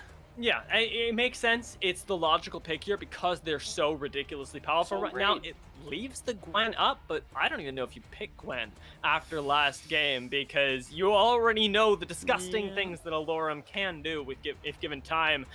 Thing is, such a strong champion, I understand the hover as well. Yeah, it's still something you could play. It could be something Captain Trimps technically pilots, though we don't see him as often play the melee sort of champions. So it is most likely going into the top lane. So now C9A grabbed that for themselves. Zoos this time are the ones thinking about that Bali Bear hover. They're still looking for early game jungle prowess in playmaking. But instead of Xin Zhao, they're just taking the volley, making it so that there aren't many junglers left that can do the early dueling. Yeah, I really like this, and it's something that fits with the playstyle of Griffin, and somehow even more of a way than the Xin Zhao did. Although, don't get me wrong, he looked incredible on the Xin Zhao. Volibear is more of what I expect. He's very good at playing these tanks that lock you down, playing a little bit more of a defensive style, and Zeus Gaming do have the option to do that. Shift up what won them the game in that first one, and see if they can throw Cloud9 off of their game plan a little bit, but Volibear sort of leaves that all up in the air. We'll see how things go. I think the desk might be rubbing off on me. My takes are a little too lukewarm. maybe a little bit of wishy-washiness from the desk. We can't let it get to us, Thea. We're the smart ones. We got to be the decisive ones. We got to be concise. That's what C9M need to do. But maybe don't. Oh my gosh, they're gonna decisively. That was decisive. That was decisive. They hovered it for like 1 second and they grabbed it for themselves. Wait, the TF is something that Captain Trimps plays quite a bit, so this could actually work out really well too. Yeah, this would also be a decisive shift in play styles, playing a lot more through the other areas of the map, and picking a champion that will allow you to do that will enable it. But Rumble, also very strong. Cloud9, you know, they're feeling it, but I love that they lock in that Twisted Fate to send us off here, because really, truly now, we are playing with what Cloud9's specialties are. Yeah, but of course, we're going to see Tuesday once again piloting this Sylas, so hopefully they will be able to match these side lane plays in lane with that Destiny coming online. So the big thing, though, worth noting, XU plays a lot of Graves. He actually played it a lot during the regular season of Cup, just about a month back. And although there is mixed success, when he gets on with this champion, it is over for anybody in his path. And you're not ready to play against the Graves a lot. The desk was talking about it all the way back in game one. Like, what are you really ready for? You're ready to play against things like Nico support and Nico top, unorthodox things. I don't know why Nico's always in there, but you know, Graves doing his best Nico impression. You're definitely a little bit unorthodox and could take you off guard. Zoos aren't ready for this. If they're not ready to play around the quite literally explosive double barrel shotgun power of XU, you can find yourself with a lot of champions that want to play close range very quickly going into the ground. And now I'm curious to see what C9M will grab for themselves here. You take away the Braum and the Ezreal, a lot of safety options in the bottom lane. Worth noting, though, Thresh is still up and available here, so that is something Cloud9 could grab for themselves. Zeus opting for potentially grabbing the AD carry first. Want to make sure they have a good support matchup, which is interesting. I feel like Thresh, I like Thresh a lot. I like Thresh Aphelios here. I mean, I know that it's not exactly the team fighting composition. Maybe I'm trolling you, I'll admit, but I think, you know, with the recent buffs to Aphelios, with the fact that Wixie is a really True. good Aphelios player as well. This totally makes sense, and he's gonna lock it in. This is, I mean, I'm glad that I'm right. I don't know if it's smart, but I'm Yeah. gonna say that it is. I think it's fun. You have double 80 carry, you have a really safe lane and a lot of peel with the Thresh. So even if you are moving forward as somebody like the Gwen, the Twisted Fate, and the Graves, this works out pretty well. But I was just gonna say how a lot of champs that beat Thresh are out of the picture, but Blitzcrank, Dia. This could Blitzcrank be- is still up and available, but it won't be. Okay, I'm okay, we're sad. not going to go with it. Instead, the ability to split people up, right? Because Cloud9 Amateur Sure. definitely do need to play the team fights in a very controlled way to make sure that Aphelios and Graves are enabled. By picking something like the Gragas, you have the ability to pick somebody out of position, which I do really like. That's right. You can use it for picks. You can also use it for disengage. If Cloud9 Amateur get a little too mixy in a fight Zeus Gaming is not really interested in participating in, that Exploding Cask is a really good way for Zeus to, well, in a Captain Trimps match and say, don't touch me. Yeah, absolutely. You want to keep people away. I will That's say, right. of course, that Social the- distancing. The Aphelios of Wixie is definitely something to be feared. It's the one pentakill that he's actually had in the amateur scene is on the Aphelios all the way back when he was on life True. support, and interestingly enough, playing with Captain Shrimps, who was still playing things like the Twisted Fate at the time. So it could be that this is a little bit of a throwback to an older tactic that just this duo has, who have now brought it to C9 with their plethora of experience in the amateur scene. And you just combine that with the fact that you got a real good comfort champion for XU in that Graves. Again, like he plays it a lot, knows it very well, and it's not something orthodox we're seeing in the current metagame. Not something orthodox we've seen for a little while now, even though he can still farm very quickly. So I think the early game, for a couple of reasons, is going to be pretty important. What angles are XU going to be able to find for Cloud9 Amateur to see what they can get done? And of course, the thing that is always true with the TF, Dia, that first Destiny, will it find the impact that C9 is looking for? We'll get the chance to find out very, very shortly as we finally arrived onto the Rift for the second game of the day. Cloud9 need to take us to a game 3 here. They need to find the win, and I dare say they've got the tools to do it in a very confusing way for Zeus, as this is not the playstyle that you'll be used to going up against. We've said it before, and I have no doubt that we'll say it again. So at the moment, I'm definitely a little bit in the Cloud9 boat here. I want to see these Okay. unorthodox things succeed, because when you have to adapt, when you have to play to the meta that develops within the series, that's when League of Legends gets really spicy. And fair enough. And we definitely all know and have seen how metas can develop in best of threes, especially in best of fives as well. So C9M are going to try this one out. And what a time for them to do it, Dia. They're basically lives on the line in this game. One game and you have lost. You won't have the chance to secure yourself first in the group. That's what both of these teams are fighting for.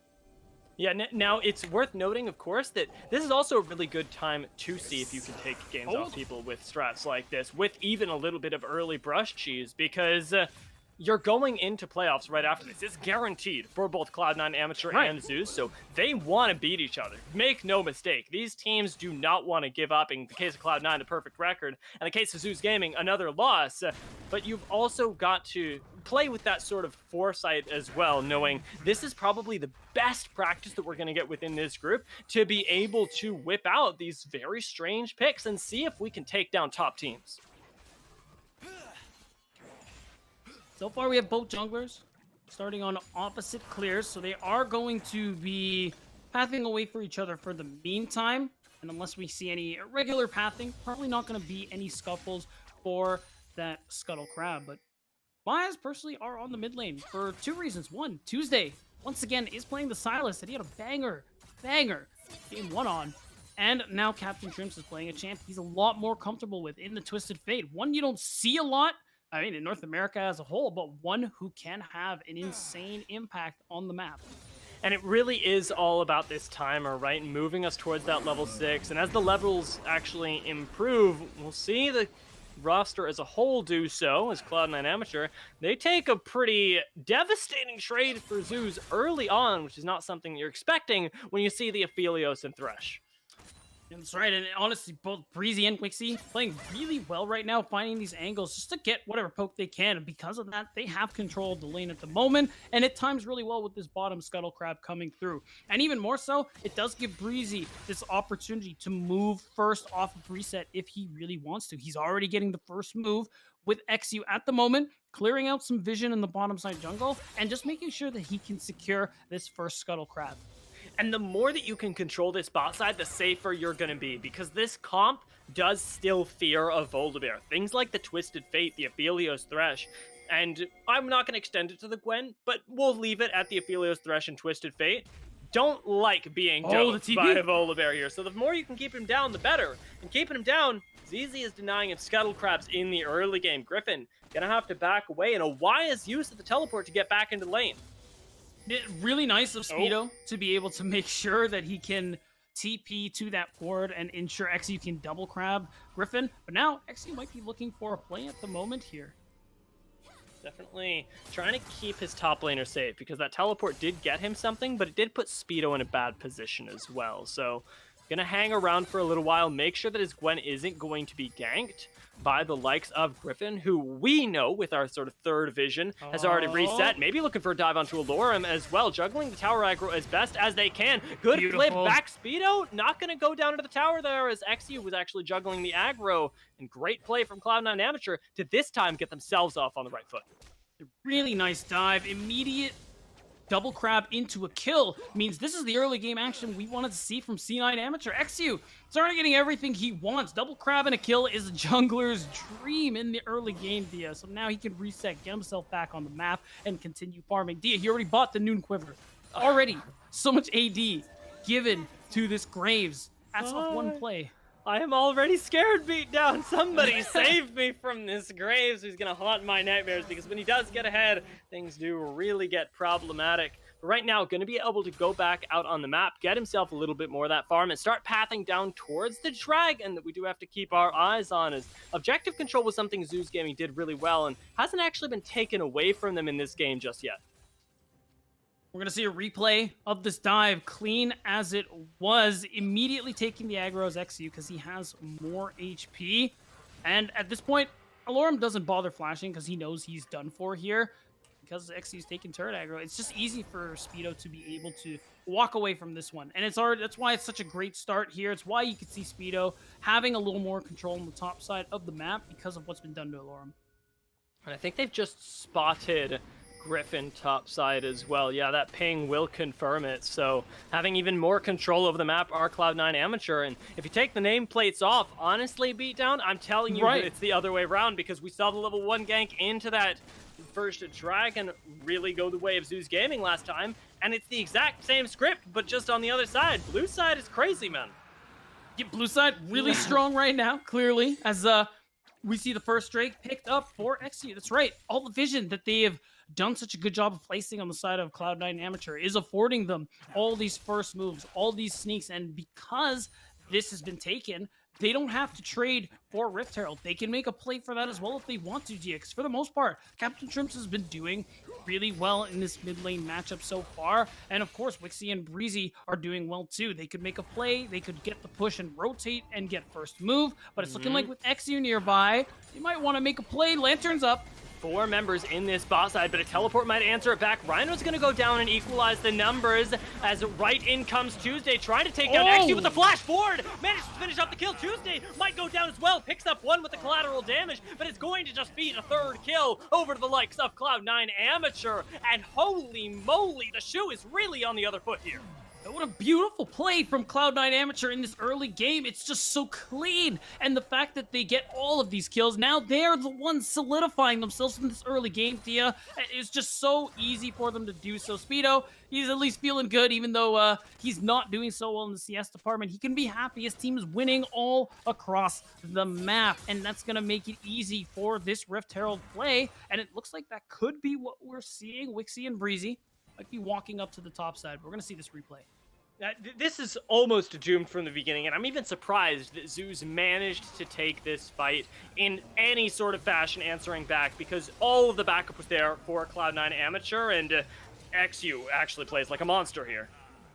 That's right. It's just so much damage coming through. Even though he dies in the process, this just propels C9 Amateur so much further into the lead. And now we're seeing this come through here with this gold lead, with the fact that they're leading in objectives. And even though they don't have vision on this Herald, it's something they could easily set their sights on very soon. And I want to say that I think they need to. Zeus Gaming, they need to be looking at that Rift Herald as much as Cloud9 do, because you need a play to take you into this game. You're currently 2,000 gold behind, and while it's not devastating, oh, Rhino play might just be it. Rhino does not have the level 6, but that belly bump look like it's going to be enough as the Ignite comes down. Captain Shrimps could Wait, he fall, won't die. but nobody's touching him.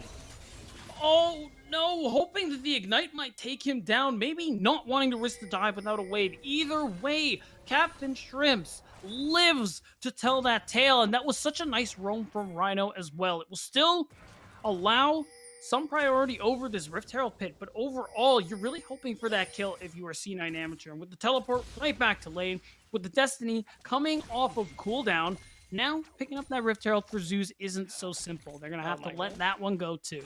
Now you've got a little bit of support in the mid lane as well to roam up to make sure that the Rift Herald, of course, is going to go over. It comes at the cost of giving Raheen farm. But on this Varus, you're not nearly so scared of it. Lethality Varus, very unlikely to carry your game. You do want to see, of course, investment in it. You want to see him get pumped up, but with the way the game is going, it's more likely to be Exio focused. He might go down here, and it's all going to be over for him as Griffin manages to pick up that kill. The Destiny, though, signals this is not over. Gets the slow on the side here, and Speedo on the Gwen could pick up several kills. Double flash comes out from Zeus to keep that pick that they got for themselves, but Aloran is going to go down for their sins as a great hook from Breezy secures the kill. That is insane awareness from Captain Shrimps and insane confidence from C9 Amateur to know that they can continue pushing this play. They know that they can pick up these kills and continue pushing their lead further. The fact that they managed to grab that kill is so very impressive. And now, just like that, they walk back into the bottom lane. And watch the replay. They're putting so much pressure onto XU, committing the ultimate that Tuesday stole. And even though he goes down in the process, it's okay because look, again, the confidence. Look at Captain Shrimp. He immediately channels the Destiny. He's like, oh, we're not done yet. Our bot lane is here. Yours is on the other side of the map. And at this point, all the damage coming through. A beautiful hook from Breezy. That's all she wrote. A gold card as well, really helping secure that is a Captain Shrimp's difference right there, just to pick up those last couple kills. Well, he might not have been the catalyst for the play, definitely going to be the one to have the last word. And we pan back this bot lane, the only one that's really been untouched recently, despite that early gank, because Raheen is still doing just fine. And he, along with Tuesday, are really the people that you're looking at right now to make these mid-game decisive plays, because Tuesday isn't behind and Raheen isn't behind, and that's the best you're gonna get. It's tough, though, because you are going to need to be able to get on top of XU somehow, because Graves is going to be able to kite very well, and if that's the case, you don't take him down, he's going to be pelting out so much damage. You're already seeing the Mythic come through there with the, wow, Dia, help me out. The Mythic come through there with the Twisted Fate? XU, tell me the Mythic. It's red. Immortal Shield Bow. Immortal Shield Bow. There you go. It was you with the Gromp. It was me with this one specific item. We're good. We're going to be crucified. We're good. After Everything's this game. fine. No doubt, no doubt. As it's Speedo might be in a little bit of trouble as well. I think he dodged the ultimate there, though. Collapse back on a Lorem. Holy moly, Gwen. Oh, yeah. And I think that's more of what Speedo was expecting in game one. Picks up a plate, immediately walks away. It's 2-0-1. It's C9M. They are like men possessed, playing this one so much better than the last. And part of that ends up being a comfort that we were talking about. XU on a champion. He is very comfortable on. Same with Captain Shrimps. And now you can see the plays just oozing from C9M's pores. Now let's consider, because the snowball is something that we spoke of as soon as we saw that Graves locked in. But what say we get a snowball that doesn't close out the game? What does Cloud9 Amateur's composition do?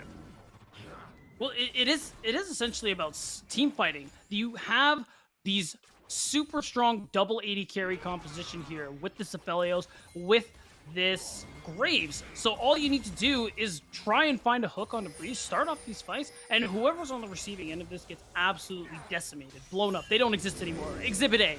Yeah, I was gonna say, it looks like Rhino is gonna be starting us off there, although Wixie takes a bunch of damage in return with Griffin roaming down, but the Destiny coming in. This is gonna be a kill for Cloud9 either way, but it gets cancelled by Tuesday in the mid lane, playing hero to the rest of the squad.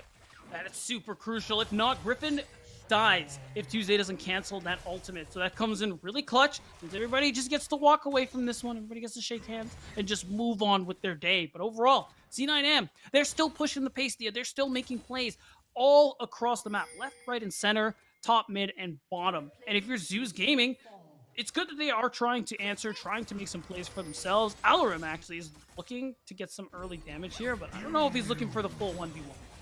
Makes me sweat a little bit. Best time, though, is always going to be before that Rift Maker comes in, as unfortunately in the mid lane, play didn't work out. You see Griffin up there, and you go, well, we may as well get ourselves a Rift Herald down here. And this, oddly enough, finally brings us to what we were thinking of earlier, the reinvestment in Wixie and Breezy. You get everybody else ahead, and you go, it's not just us, we share the wealth, and now you can rely on the foundation that you're building. And look at the gold difference. Wixie is now taking a sizable lead, almost 1,000 gold over Raheen. A champ like Aphelios can make that look very obnoxious. Again, you have all this peel from Breezy on Thresh. How are you going to get on top of him is the question. We're going to need to see potential flank coming out from either Tuesday or Alarim to be able to immediately access the backline, to really give Zeus Gaming that fighting chance for some of these team fights. And that's really what it's going to come down to, is unorthodox angles, plays that Cloud9 don't expect, because otherwise, even with the small gold lead that they have, 4,000, nothing to laugh at, but certainly nothing game-ending, is still enough for a professional level team to take this game, right? And they should be able to convert this. We saw Zeus Gaming do it just last game. I want to see Cloud9 do the exact same thing. They're going to take potentially to the game 3. As we see the Chains of Corruption not land for Raheen. Now they got to back off. Wow, Breezy, he's just looking for these hooks, and some of these are close. The mind games with Thresh as well, just yeah, always something that you have to look out for. The fact that he can channel the hook and aim it somewhere completely different to where he's facing. Yeah, that scares me. It always makes me second guess myself against Thresh. Fortunately, Raheen knew that he was out of range, but it is just by the skin of his teeth. Tuesday may be thinking about helping out his bot lane, though. Breezy steps that far forward again. Xu's in the mid lane, though, and that's going to be Rhino getting blown up. Does get the belly up first, though. Pushes Breezy back under the tower, and it's going to be at least a 1-for-1 as Captain Trips can't get here quite fast enough. Raheen has to flash, though. That collateral damage almost takes his life. Oh, so much damage, almost 2-for-1, but Zeus Gaming do manage to answer back. Now, the thing they're playing for, they gotta try and get this second dragon here for Zeus Gaming. We're gonna see a replay of this play taking place, and it comes from the Moonlight Vigil while having the Gravitum. It's so easy for them to isolate Rhino and take him down. But let's look at Tuesday. He's the one who keeps trying to make these plays off a great barrel from Rhino with his dying breath, and as a result, they do manage to go 1-for-1, despite Raheen coming very close. Absolutely. It was actually almost the best play for Cloud9. As it is, the 1-for-1 always going to favor the team that is behind. So Zeus actually get their names a little bit closer to being in the ring for this one. We'll see if they can do that same thing around the dragon that you already mentioned is the pivotal point of this game. I want to check out what guns... Oh, I was going to say what items Wixie has, but then I saw his guns and I went, oh, what guns Wixie has? Everybody familiar with the phrase, red, white, don't fight? Well, C9M don't have the position they're looking for. The Destiny comes through, but I don't think we're going to see a steal. They want the fight after. Yeah, Speedo, though, great flash is going to finish him off. You collapse on the flanker, and now you might take the team fight because Captain Trips, want it. He's on the way out. No CC going to land, though. Everything being busted on Speedo means that Zeus get what they came for, the dragon and a kill to boot. Yeah, that is really a really nice punish, recognizing that most of C9M are quite separated from Speedo, so they separate Speedo for his life, if not for a very brief time here. So these are these little plays Zeus Gaming needs to be making. The fact that they're able to stack these Drakes up is really important too. I think we're going to go to a replay and see how this one took place. Again, you see Zeus, and you have some information on the rest of the team. And why don't we all focus on what is about to happen too? Let's 1 flash, 2 flash, 3, and there might be a 4th coming through. No, it's just going to be 3, but Dia, you ever hate Gwen so much you blow 3 flashes? You know what? The answer, first of all, is yes. Good. And the second is, as much as it looks silly, it's a really good play as well. This is also going to make them look a little bit silly, though, as that's Tuesday likely to go down here. Kingslayer not doing a whole lot through Ignite, and that shotgun blast going to finish him off. I also have a correction to make, or maybe a clarification. Please. When I said red-white don't fight, I didn't mean for Cloud9. I meant for Zeus. I know that might have been a little confusing to the viewers, but Wixie's very strong with these two guns. Oh, for sure.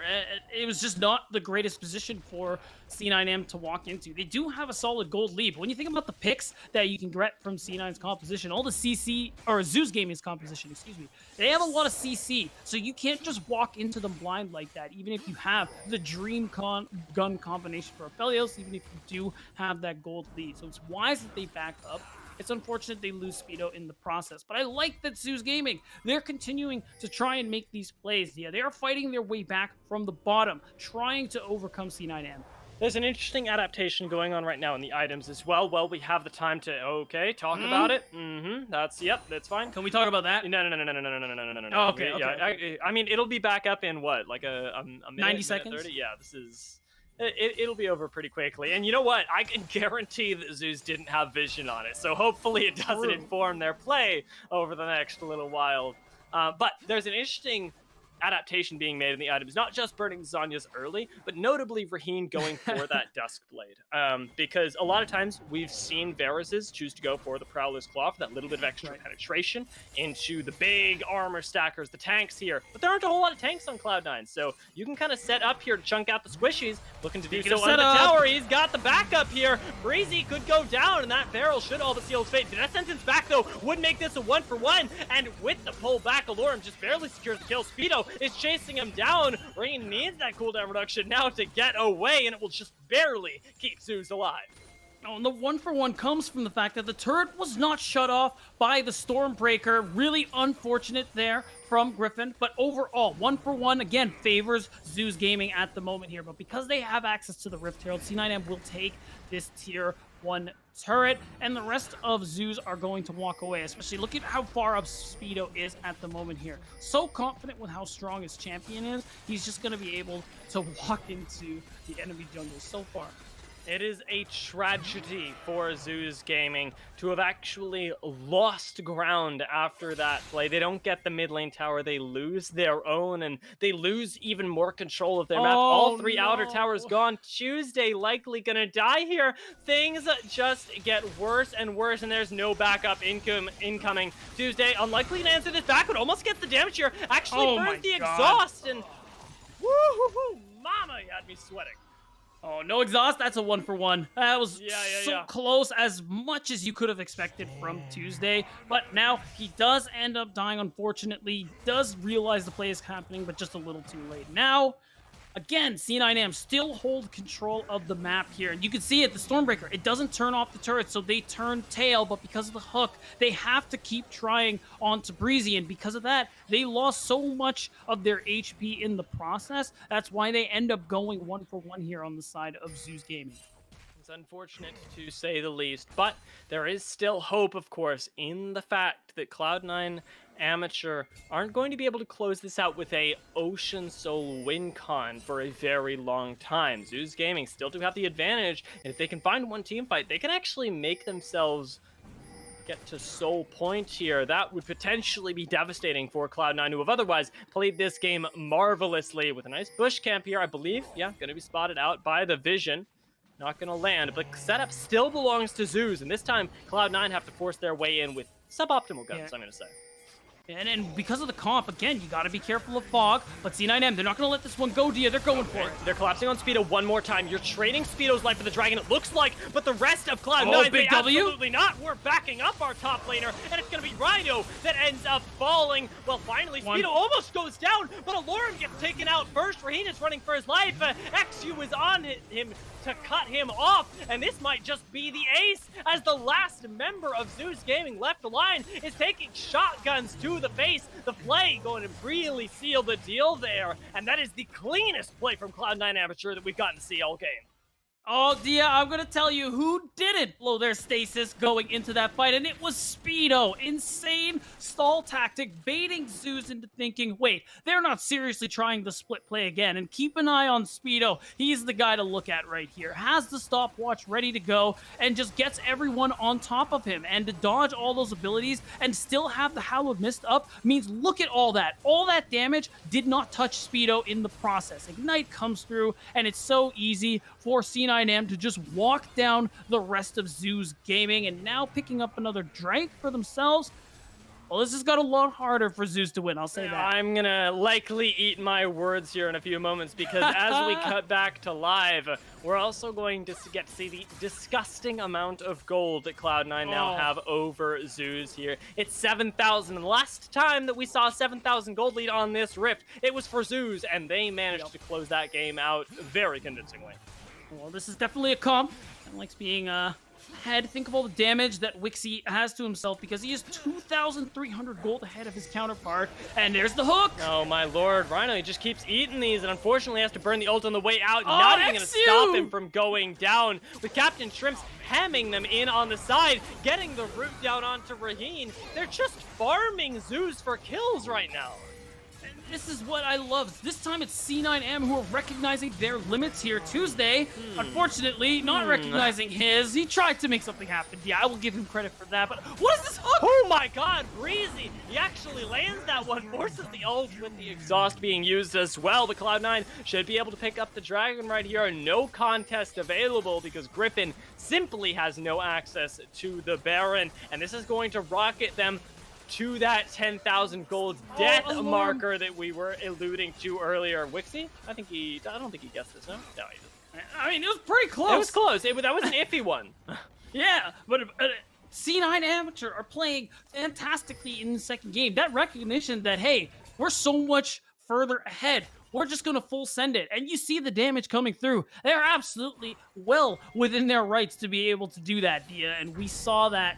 We saw the results of that, and though they're trying to catch them on some recalls here, ultimately, C9M walk away with so much. Yeah, this is the time where you take the reset, you go, all right, we're even in objectives, we are way not even in gold and map pressure, we have Baron, let's just close this one out cleanly, because be it a 1-3-1, be it a straight up 5v5, Cloud9 Amateur should win every time, especially if they keep babysitting Tuesday there, or, even better, just abusing their numbers advantages in other lanes as we see right in front of us. And we're seeing what we saw Zeus Dami do last game when they had the Baron buff, and so when they had the lead, and it was pressure 2 lanes at once, and not worry about the third so much. You have someone like Speedo being able to split push very safely, and then you have this core 4 in C9M who do obscene amounts of damage. Like, at this point, anyone who Breezy hooks dies. It's over. It's wrapped up. I'm writing the obituary as we speak, Thea. It is definitely going to be appearing in the news tomorrow. Definitely the result of this match will be going down in history for both of these squads, because Zeus, remember, do still need to claw their way back, need to find some sort of series win here, but it doesn't look like they're going to be doing so this game without a miracle to assist them, as we do get one ult landing here. This could be it. XU almost going to go down there. The Ignite is going to take him, and Griffin's still alive in the front line, finally going to end up falling, but I don't know if it was enough, because Cloud9, they look strong. It's tough. One of your big frontliners was this volley bear for Griffin. Tuesday is in a lot of trouble. That gold card. Oh, almost gets taken down. There it is. The Infernum Moonlight Vigil finishes him off, and Wixie goes onto the tower to clean up Raheen as well. Gonna go golden here, Breezy. Good guy, Breezy. Gonna keep him alive. Might actually survive even a Lorem there, as Rhino can't get a kill either. Are you kidding me? Breezy, go back into the turret. No, Speedo. He's okay. All right. He's good. We've managed to do it there without even losing an additional member. After XU falls, Cloud9 go, I'm glad you invested so much, because we got what we came for. Oh, and we have a banger series on our hands, Dia, as C9 Amateur will answer back in a powerful fashion. They tie the series up 1-1. We wanted comfort picks, and they gave it to us in spades, Dia, with the success to boot. Yeah, I know that there's already a heat wave going on in Vancouver, but the series itself is getting I too know. hot to handle. It is absolutely ridiculous right now for these guys. And I think that the thing that encapsulates this game for me was said maybe 15 minutes into the game, that it already looks as if we've just swapped the nameplates, turn them off, and it seems like Right. Zoos are on the other side, right? And the fact is that we've now seen two totally different faces from these two teams. And with Zoos so much on the back foot right now, can they even recover in time for a game 3? Because that took me completely off guard, and I can't imagine what it did to them.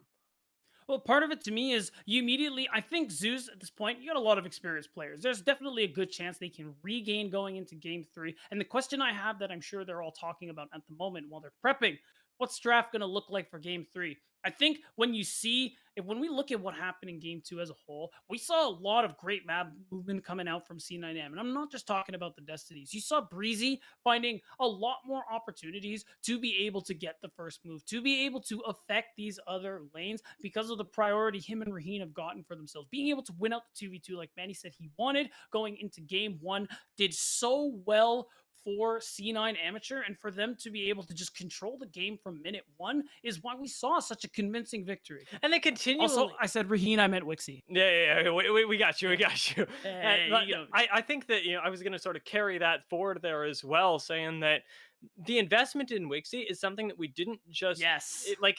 It was something that we expected, but at the same time, as soon as I saw Exu get ahead, so often you can fall into the trap of, well, we already have our Graves ahead, let's play through Graves. And it was very much a sharing is caring style from Cloud9, something that ended up rocketing them to that win, despite Zeus Gaming's best attempts to keep themselves alive. I'm going to throw it to a very quick break before we come back to what I can only assume is a very happy Dylan, since he wanted to see Cloud9 win a game. And then the analyst desk will be able to take you through the setup for game 3. The likes of Griffin, who we know with our sort of third vision has already reset, maybe looking for a dive onto Alorum as well, juggling the tower aggro as best as they can. Good flip back, Speedo, not going to go down to the tower there. Lantern's up. 4 members in this boss side, but a teleport might answer it back. Rhino's going to go down and equalize the numbers as right in comes Tuesday, trying to take down Exy with the flash forward. Manages to finish off the kill. Tuesday might go down as well, picks up 1 with the collateral damage, but it's going to just be a 3rd kill over to the likes of Cloud9 Amateur.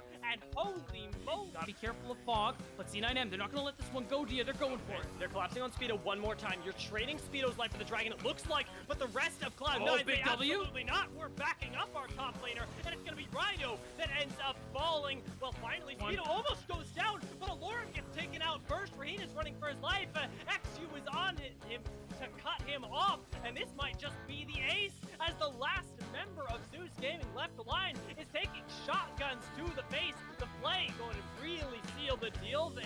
Series win here, but it doesn't look like they're going to be doing so this game without a miracle to assist them. As we do get 1-0 landing here, this could be it. XU almost going to go down there. The Ignite is going to take him, and Griffin's still alive. The front line finally going to end up falling, but an Urna Moonlight Vigil finishes him off, and Wixie goes onto the tower to clean up Raheen as well.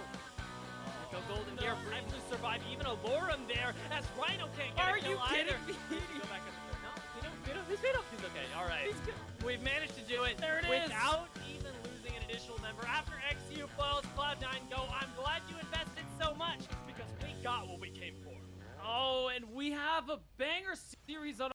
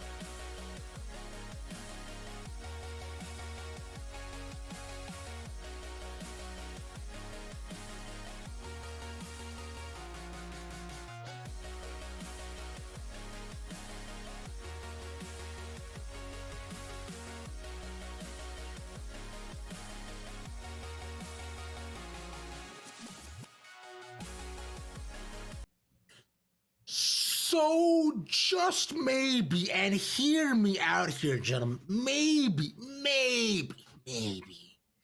I was a bit overzealous about the previous game. Maybe I was thinking, all right, like Zeus had it in the bag. The game looks so good. And the C9 decided, yo, what if we just turned it up to 1,000 and did the exact same thing to them? I'm sorry. C9, my bad, guys. Look, I didn't mean it. I was joking. Haha. You guys are fantastic too. But Dylan, your prediction's staying safe. So for now, though, it's the real thing. But we should talk a little bit about how C9 managed to keep you safe, Dylan, with an early lead that they got. Yeah, Cloud9 off to a very early start in this game. We've got a couple replays catching people up on what happened. There was a beautiful top dive here, We saw Speedo with the Ignite on Gwen. That's something a lot of people have, and it's able to set up this dive very nicely and give them a lot of damage that otherwise they wouldn't be able to have. XU draws the aggro from range, able to get out of there, and then a beautiful play down in the bottom side for Cloud9 as well. It gets messy, it gets scrappy, but that's where players like Captain Shrimps thrive. He's able to teleport down there, and just a great setup from the side of Cloud9 Amateur to pick up these kills, to snowball their lead, and they got off on a great foot in this game, especially compared to game one. And that was the biggest thing, right? To how they're able to consistently control the game, like focusing a lot of the attention bot side, and Speedo learned, like, hey, maybe I shouldn't chase after level 6 Urgot. Instead, what if we just killed him level 4? That way I won't lose the lane. Because realistically, if Aloran was allowed to gain control of that lane back, the game goes a little bit differently. As you continue on throughout, Zeus, they had a plan, Manny, but they just couldn't really execute it all the way through with their composition. Yeah, taking a look at Zeus's comp in this game, it is kind of clear what they want to do. We were wondering a bit as to why is he going, lethality verse as opposed to on hit? And the reason that we found is because it looks like Zeus, they just want to lock one person down and burst them down as quickly as possible with Urgot Ultimate, and then use that man advantage to just wipe the fight. And they tried to do this at a dragon fight, and this is where it looked like they had their last gasp of hope. Speedo comes in here on the flank. He's like, I'm gonna do it all myself. Turns out they layer the CC perfectly with all the flashes being blown, and they're able to burst him out. And that's what the comp wants to do ideally. Unfortunately, though, they're just too far behind to ever make that happen. If you actually look at the damage graphs a little bit too, you saw just how much damage Tuesday did, but he just couldn't just do enough for his team, because the fact of the matter is that it's Monday. It's not Tuesday, innit? Well, he was in it. It being the grave, because he died over and over again top lane. No, Tuesday, why? That's so sad, man. He tried, he really did, but I gotta say, one of the biggest proponents of them just taking over the game was genuinely XU on his Graves pick, who was all over the map and really playing for lanes too. He has such a big impact on his Graves pick. So if he manages to get it again in game 3, I'm actually not too sure who will actually win the game, because if they keep giving a Gwen into the Urgot matchup, Urgot needs an early lead there, and a lot of Zeus with the entire composition needed to be ahead early, which just could not happen here. And the final nail in the coffin for Zeus as well in that game, Dylan, was that Baron fight. Yeah, I mean, we have a replay of it as well, but that Baron fight was gross from the side of Cloud9 Amateur. They've already built themselves up a pretty massive gold lead. Pocket Rhino gets caught out, doesn't quite die in the beginning, gets his ultimate off, but picked off over the wall with XU's Grave Ult. He was playing so well this game. Captain Shrimps, pretty, similar to the clips that we were playing in the pre-show, where he's just able to pick apart the team on this Twisted Fate, uses the Destiny to always get behind them, has the Everfrost for extra CC. He's able to really dissect these fights.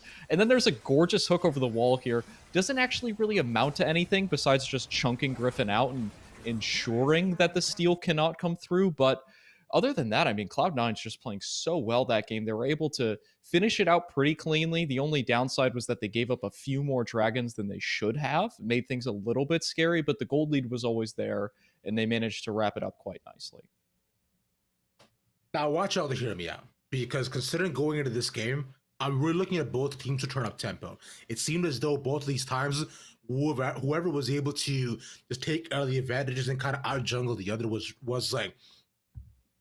really able to take a hand in control of the game. So, from my end, for Zeus Gaming, the most tempo jungler that I know to just clear the board here, I wanted to play Zac.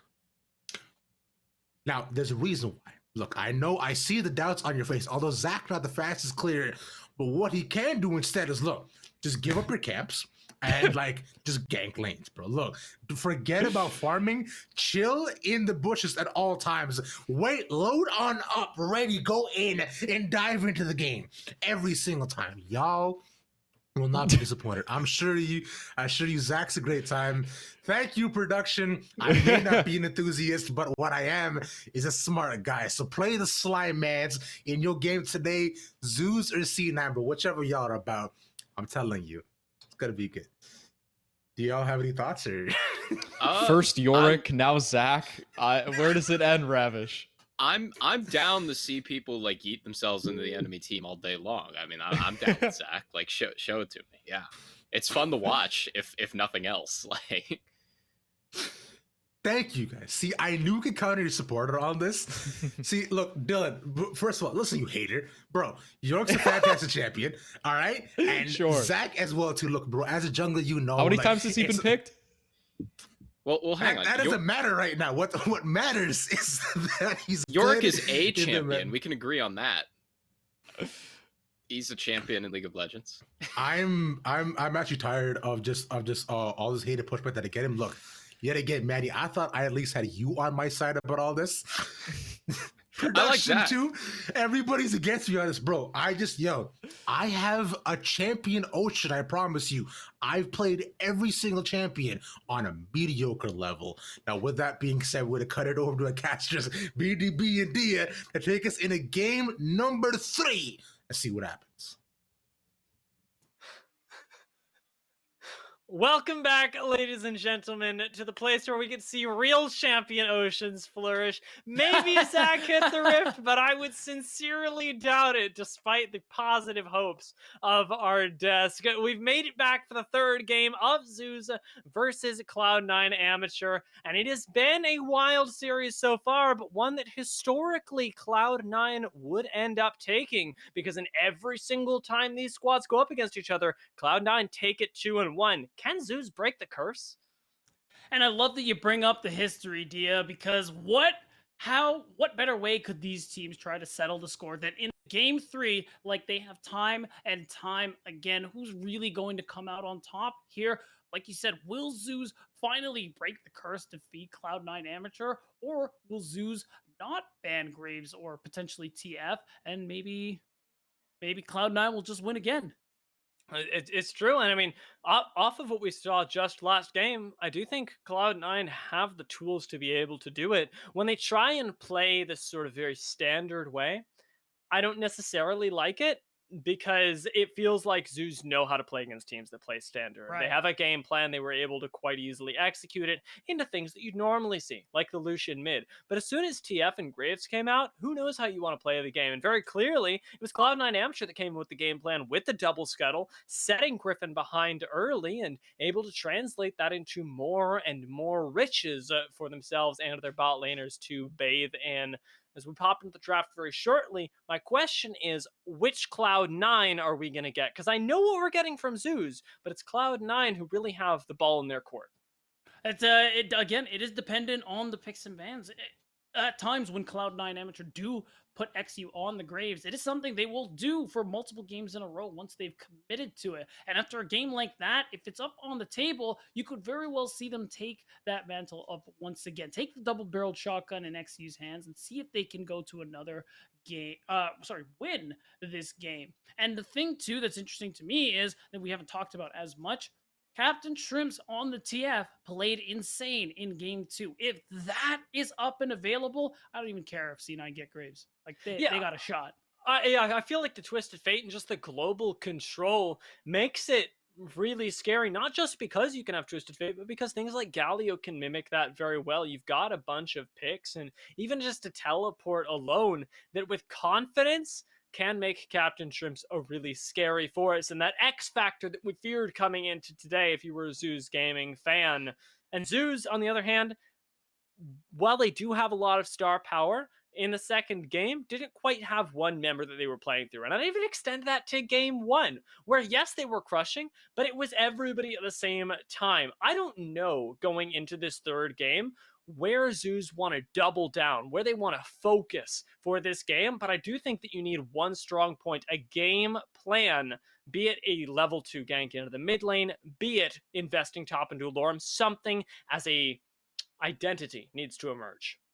And that's going to be very telling when we go towards the draft, which is going any second now. What are these teams going to prioritize? The sides have swapped yet again, and this is the last chance here for both of these teams. Fighting for first in the group, what are we going to prioritize? Zeus, are we banning Twisted Fate?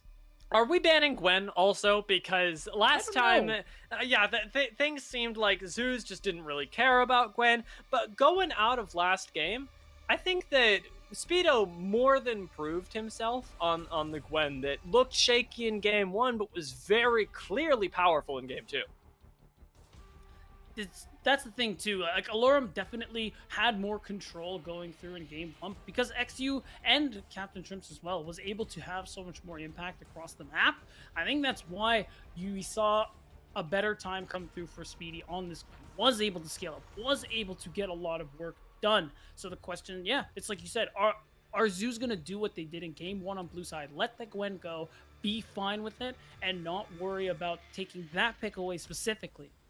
Now, part of me tends to, try and answer the question whenever I pose it. And I see an answer here when I see Zeus and their roster specifically, because if you're going to rely on one person to adapt, I think it is Alorum, who has made this transition from Academy into LCS, back into Academy so many times. Like, he's so seasoned against most of these players in 99% of matchups, even with one tricks that continue to pull out the same thing again and again, that I think that he is the bastion that you can really rely on if you are Zeus to figure out what is happening in his lane, say, yes, last game was just a fluke, I'm going to mentally recover and be able to step up and make this next game challenging for the side of, let's say, Speedo on that Gwen. So if we see it go through here, I think it's more of a vote of confidence in Zeus top laner.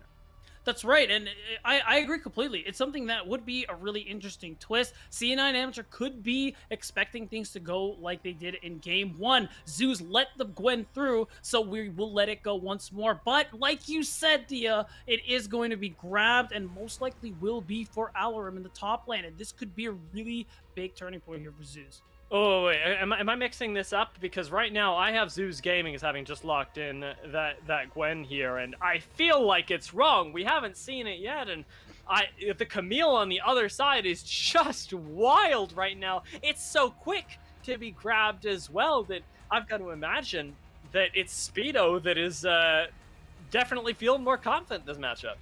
And it's definitely a matchup I haven't seen personally, so that one is going to be really interesting to see play out. But Zeus Gaming this time, they're not afraid to grab the Thresh Aphelios for themselves. Blind for Raheen in that bottom lane. So now, you asked for a point of focus here, Dia. It's looking like Zeus say it's Raheen. Holy moly. If I didn't know better, I'll say it again. You turn the nameplates off and I'm going, that is Cloud9 in a bottle.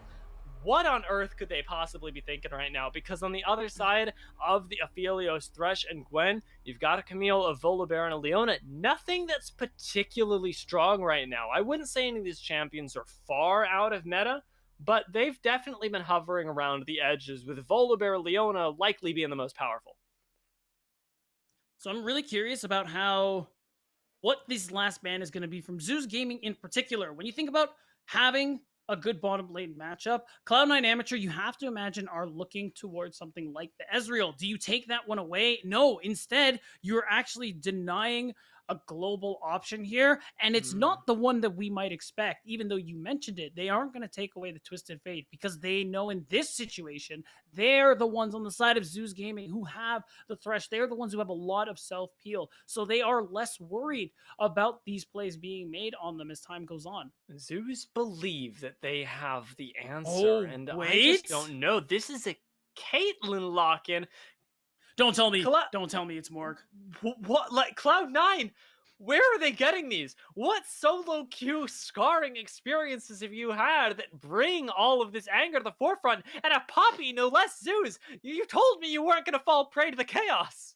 Okay, Dia, this is the thing. How you beat lanes like Thresh Aphelios is by outranging them, and Caitlyn is really good at doing just that. Another common answer is Ezreal Karma. The thing is, we probably won't see the more because Leona's already locked in, but already being able to poke at range, being able to land stuns, layer with traps, the 90 caliber net, there's a lot of ways you can run this lane for Wixie. And we talk about C9 Amateur putting more into him. Well, they're doubling down once again, Dia. And he has to come through because Caitlyn is that kind of champion where she has to win lane.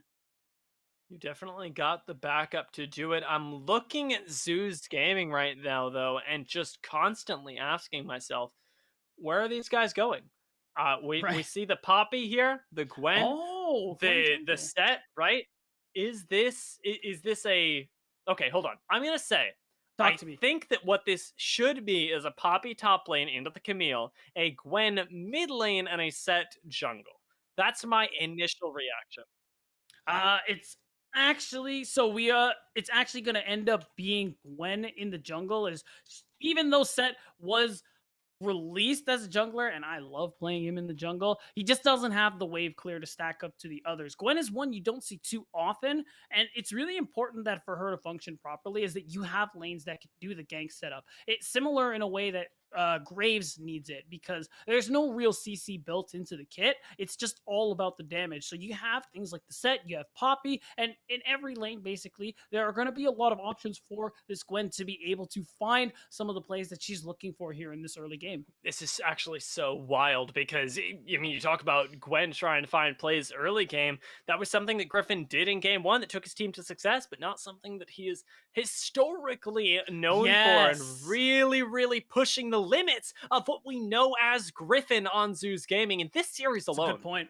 That's a fantastic point. Really, like we talked about it going into game one. It's not what we usually see from Griffin. Of course, fast farming junglers, but the carries, the ones that do a lot of damage, can win you team fights, make or break. It's not something we see on Griffin on a lot. So going into game three, Dia, Zeus and Griffin say, let me do this. I can do this. And they want to break that curse. They want to finally defeat C9 Amateur, and they're looking to do it with style. And I got to highlight once more, Wixie needs to win lane. Oh my god, yes. So important.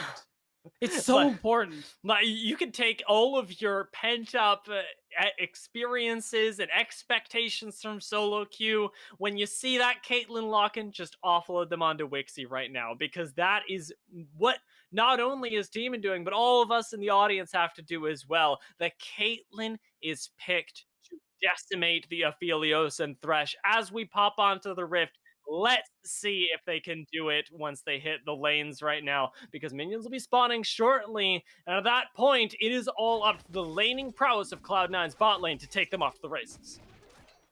And now, what's going to happen here in the level 1 is going to be really important. I think especially for Zeus, if they can get some kind of early vision, Dia, if they can get an idea where XU is going to start his clear, that is going to be really crucial, especially for Raheen and Rhino, who already are a little bit concerned. When we compare junglers, we already know Volibear is the one that has a lot more impact at that level 3 mark after that first full clear. So if they can understand that XU is likely going top to bottom, then Raheen and Rhino will know the timer. They know that, okay, around this time, we got to back up a little bit. We can't give Wixie some of this early gold and allow him to snowball.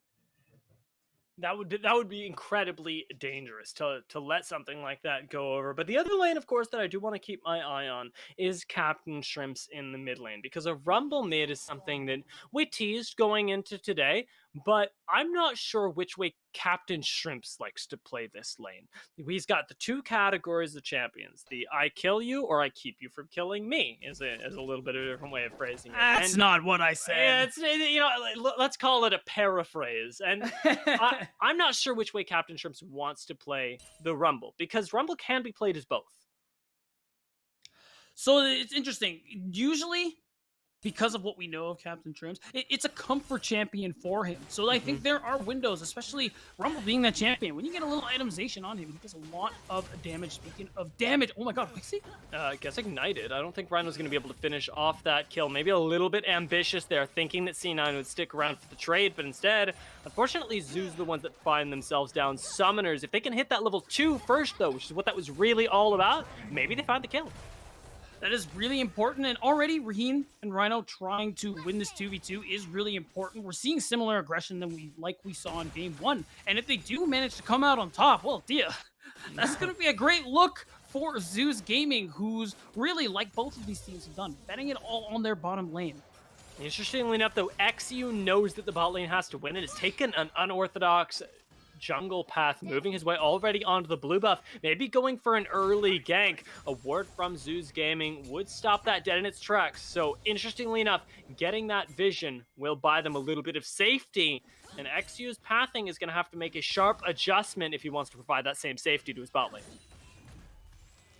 And already, he's just going to go back to farming. And because both junglers have these somewhat mirrored clears, you got to imagine priority in that bot lane. The ability to move first is going to be very important for the scuttle fight. Speaking of moving first, Tuesday is already on the way here just to get some potential deep vision. Maybe he can spawn out XU. But either way, XU, who just hit level 3, is potentially looking for a play here in the bot lane. Griffin is ready for the counter gank. The flash from Rhino, though, starts things off. He's going to go down first. TPs. Double teleport into the bot lane as well. Well, Griffin desperately tries to finish off Wixie. No. He just doesn't have the target acquisition, and it will be 2 kills going down to Cloud9. Might even be 3 as Breezy finds that Zenith Blade. Raheen gets slowed, gets taken down as a double kill goes to Captain Shrimps. It doesn't look like Zeus are going to be able to break the curse. Oh, it's already falling apart here at minute 3, Dia. Zeus Gaming take this fight. They should know XU is on the bottom of the map. They should know he's around to answer this play, but still, they try to send it. Still, they try to make a play happen and win in the bot lane. And immediately, you can see XU is already on the case here. And as soon as they lose Rhino, it's done. The TPs don't matter. You're matched 1-for-1 in teleports, and everything just falls apart. You give away so much gold, and crucially, Raheen does lose a good chunk of the wave that is starting to push to this turret here in this replay. And he loses his flash and his heal. Yep. His support doesn't have flash. Everything is wasted, and Wixie is ahead. Well, no kills went over to that Caitlyn. The Vamp Scepter difference alone right now gives her that extra bit of sustain to really smash you in a lane. That's already a big buy coming out here for Wixie. Coming in with the longsword for Raheen means it's tough scenes, to say the least. He has to try and get something back here as time goes on. You can't let Wixie snowball. But already, we're seeing about 1,300 gold lead develop for the side of C9 Amateur, and not a whole lot to play for at the moment. If you're like, look at this damage! Oh my god! It's just disgusting, right? You give a Rumble 2 kills in the early game. The overheat damage alone is already ridiculous, and you and I were speaking before this game about who would pick up Rumble, because we thought it would be one of the junglers, if anything, when you're so used to playing that pick. With recent nerfs, looks like the mid lane Rumble is really making a comeback. And you want to know something crazy, Dia? Speedo might be in trouble, actually. Oh, no. Yeah, that would be crazy. Actually, ends up getting out. Yeah, love that. I definitely clenched for a little bit. The thing that's crazy, none of that money Captain Shrimps earns was spent. That was Doran's ring red buff. That killed Tuesday. So now he's just going to do it on repeat, is what you're telling me, because the No, shoes... not at all. Not at all. Holy moly. You know what's going to happen? He's going to do it. He's going to speed run it this time. He's going to do it faster. Do it again, but faster. We'll see exactly how quick he... What is that? Is that Bop It? Bop It. Yeah. That was an absolutely wild time in my life, and it's about to be a wilder time in Zeus. They're trying to make a play to come back here as the Lantern goes out. I mean, I swear, Cloud9 are reading them like a book there, from the bot lane gank to now this bot lane play again. Tuesday's being forced in here. The Hex Flush, not going to find the kill. Woo. Breezy whiffing that one, or wisely choosing to back off, not sure which. You're so happy either way if you're Zeus Gaming, because you're already starting to bleed, and you cannot afford to open up any more wounds. So the fact they get to walk away is very crucial for them. But now the bottom lane matchup has swung towards C9 Amateur. All that priority means XU can start to make the play for these dragons. It means Breezy can again roam like we saw him do all game too long. So now Zeus Gaming are already in a little bit of trouble here. They certainly are, and now is when you need to lean back on your reliables. I know that we talked about investing in the bot lane. That's something that's always going to stay true, but also the experience of Alorum that is historically an excellent tank player, now again on a tank. Tuesday, powered by his French-Canadian anger in the mid lane, the one person who might be able to find them access to the backline, access onto Wixie here. You've got to put your faith in these two, throw it to the mid game, and see what sort of plays you can make when you're backed up by the full strength of your roster. Now things have slowed down. You look at C9M too, they've done such a good job at getting this deep vision, already gaining access somewhat to Zeus Gaming's bottom side jungle, and it's tougher for Griffin to even move even this early into the game, and it's given so much info away too. You can see the pinks come through. This entire bottom side of the map is completely under C9Am's control, and now Captain Trims can start moving, and look, they can just collapse on Rhino. Level 7, by the way, so this should be a dead thresh because the Equalizer gives you nowhere to go. Good flash, though, does take Rhino to safety, so an ult for a flash is still a trade down for Zeus, but definitely something that you're not too sad about because no kills went over. You're really happy. You don't want to give Captain Trims any more than he already has, do you? 3-0, like, it's only downhill from here if you continue to give Rumble more extra gold. And now that Zeus have finally started to clear out some of this vision, look at C9M, Captain Trims, focusing on this top side, warding this Rift Herald, so now that C9M, XU in particular, can path upwards, grab that for themselves, and because Breezy's already on reset, he can start moving in that direction as well, and instantly assist him. Yeah, he's playing Rumble like an absolute psychopath right now, just constantly going on the roams here. It's almost Twisted Fate-esque in the way that he's doing it, and that's the real power of Captain Shrimps, is to be able to make the global plays. It's what he's so ridiculously good at, because the lane is nice. I'm not going to say that Captain Shrimps is ever down, honestly, in the lane, but his real strength, what differentiates him from all the other mid laners in the scene, is very clearly the ability to not play his lane and make sure everyone else's goes well. Well, speaking of going well, the use of priority from Breezy and XU is used to try and posture to take down Tuesday, but really, it is going to allow Zeus Gaming to get the first touch on the Rift Herald. Luckily for C9M, they're still stronger in this skirmish. The only hope they have is if Alorum can already start moving towards this fight, but here it comes! Yeah, I don't think you want this is the problem. The rotation's already up here, and Tuesday does get a good suplex, but I don't think it's going to be nearly enough because the Flame Spitter just melts people, and it's 3 kills in quick succession that go over to Cloud9 Amateur. They don't even need the Rift Herald. Yeah, at that point, Alorum has to commit the teleport to get on top of this play. Realistically, it's so easy. Rhino, no flash. This time, the Equalizer takes him down. And you see how Zeus Gaming, they want to posture. They want to try and make a play with this hook, but unfortunately, Rhino loses his life. And at this point, it's already done from here. You have this 3v2. Alorum, you can see on the minimap, is nowhere nearby. And you just give more gold in C9 Amateur's pockets. And you can't afford to be doing that as Zeus Gaming. And it's not just people like Captain Shrimps that are getting gold either. Wixie gets to walk up and clear the mid lane, so Caitlyn isn't even getting closed on by somebody like Raheen. I respect the play from Rhino, but the thing is, Wixie plays like he knows that there's a target on his back, because there is. That's a pretty accurate way to put it, and yet you gotta be careful while Breezy is on the move, and that's exactly what he is doing. You're seeing the goal difference start to build in favor of Wixie, not really stacking flanks like you often see with the Kate trying to lane Kingdom in the bottom lane, but still very much in C9M's control, and that's what matters here. Now, we have XU nearby, who is looking for a play excuse me, once more. And here's the powerful thing about XU being in the bot lane is that you can already just wait for Zeus Gaming to make a play on their own. You've got enough vision that you know exactly where somebody like Griffin wants to be. They know that he's around in that bot side, and you can just wait. Say, I dare you to challenge my Caitlyn because I'm ready for you. Can you really pull off the play? The answer very clearly from Zeus is no. They back away. They choose to play that scaling game, and right now, the scaling game is the one thing that they've got.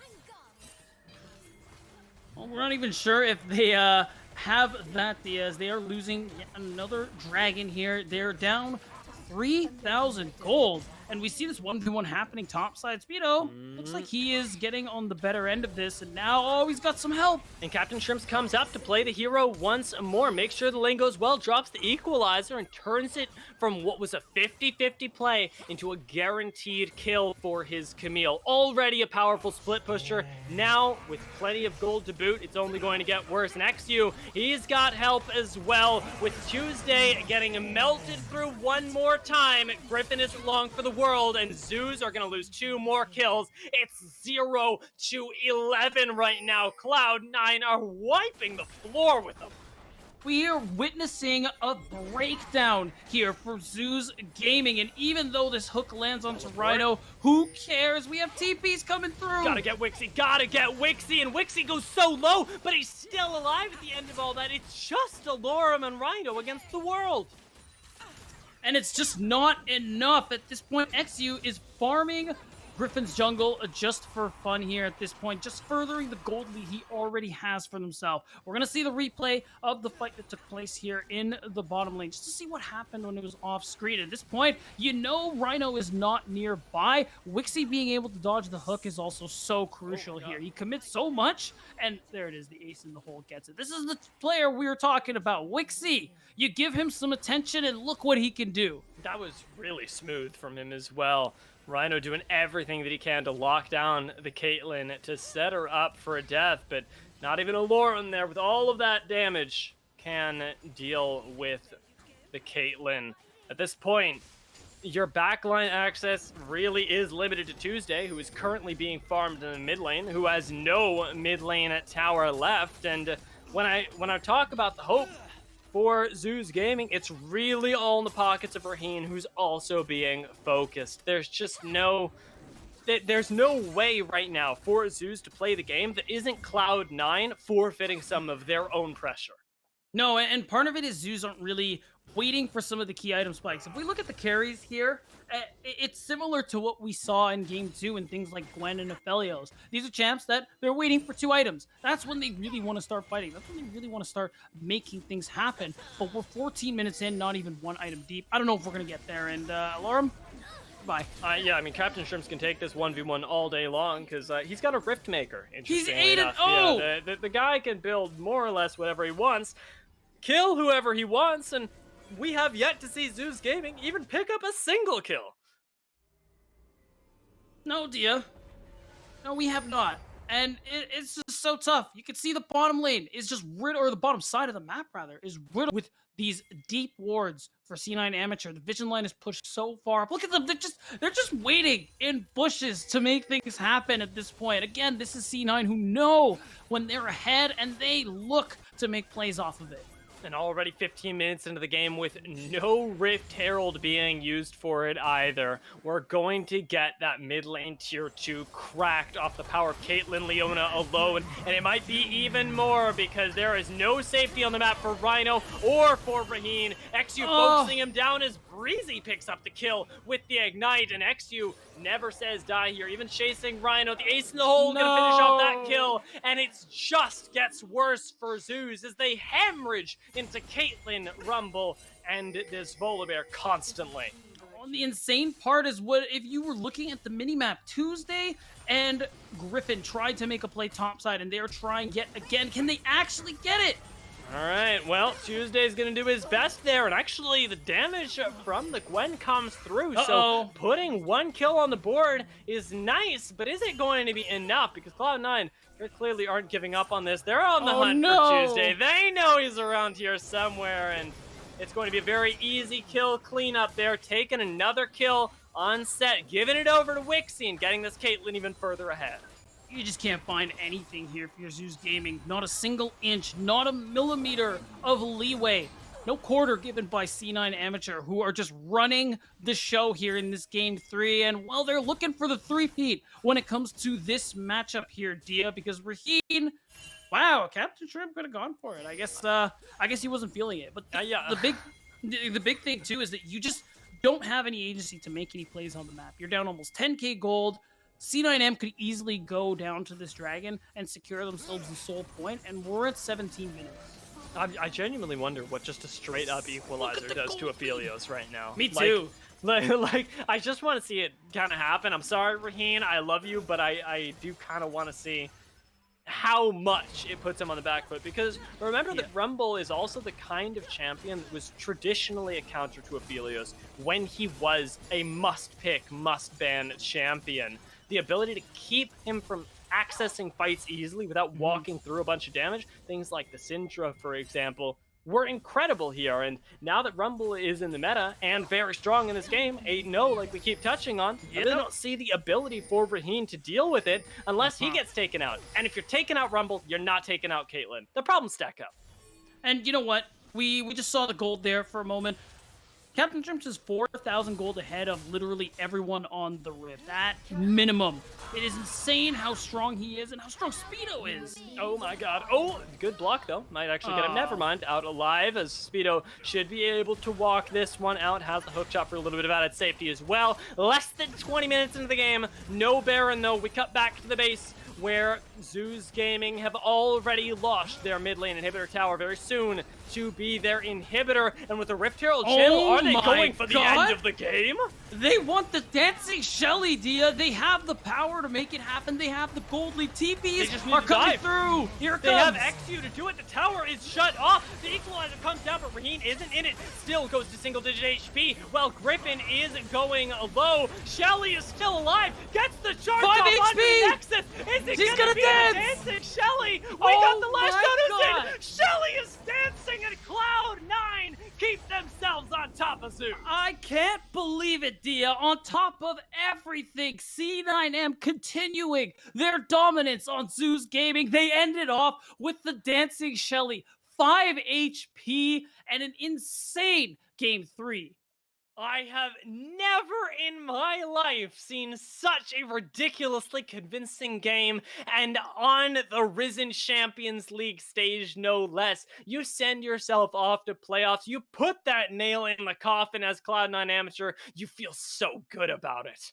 It looks so very good, and again, like the expectations weren't quite there, despite Cloud9 Amateur really starting to show up as early as Challengers Uprising this split here for Proving Grounds, and now they're showing us even more that they are still a team to watch out for. They secure themselves first in their group with this win going into playoffs, and they're just looking damn good. Now remember, of course, that first seed from this, the Cloud9 in this case, is likely to at some point go up against EGP, which is definitely a matchup where they'll be fighting for that big title, a matchup that you will want to tune into. Good. But remember, of course, as well, the Zeus aren't out of this by any means. No. They're going to playoffs at the same time. That's right. This is definitely not the end as much as we are saying how much like, oh, it's so doom and gloom, this and that. It's so hard because of this is definitely a tough loss for Zeus to be taking here, Dia. But they still had some really good showings in the first 2 games, and going into the future, going into playoffs, they still have a good chance to be able to come out on top here. Because at the end of the day, they still made it very far. When we talk about Challengers Uprising, this roster still has a lot of potential, so I would not count them out just yet.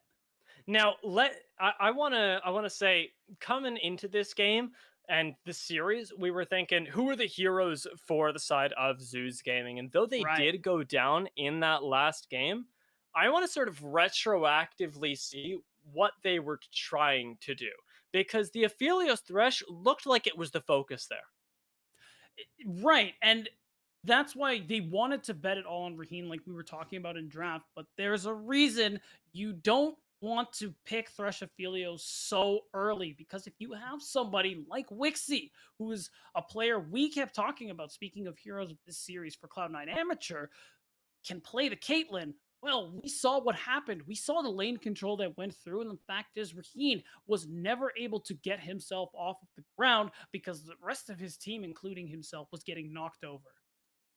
And the fact is that Wixie, the person that we had built up during the series, was a really big part of this win as well. I cannot take anything away from Captain Shrimps, who decimated people on that Rumble. But Disgusting. the Caitlyn play as well, the mechanics and the patience on such a long range carry ended up getting Wixie to the point where the Caitlyn was unstoppable, where the KDA was insane, because it's never more crucial than when you're on a carry that needs to win lane that you don't give up those additional little kills. Even in the bot lane skirmishes that did get really chaotic, we saw the patience consistently from this bot lane, and that's that cold, calculated play that we'd expected from Wixie coming into the day. And I think we really got to, just to go off of that, continue to praise Cloud9 Amateur for how decisive they were.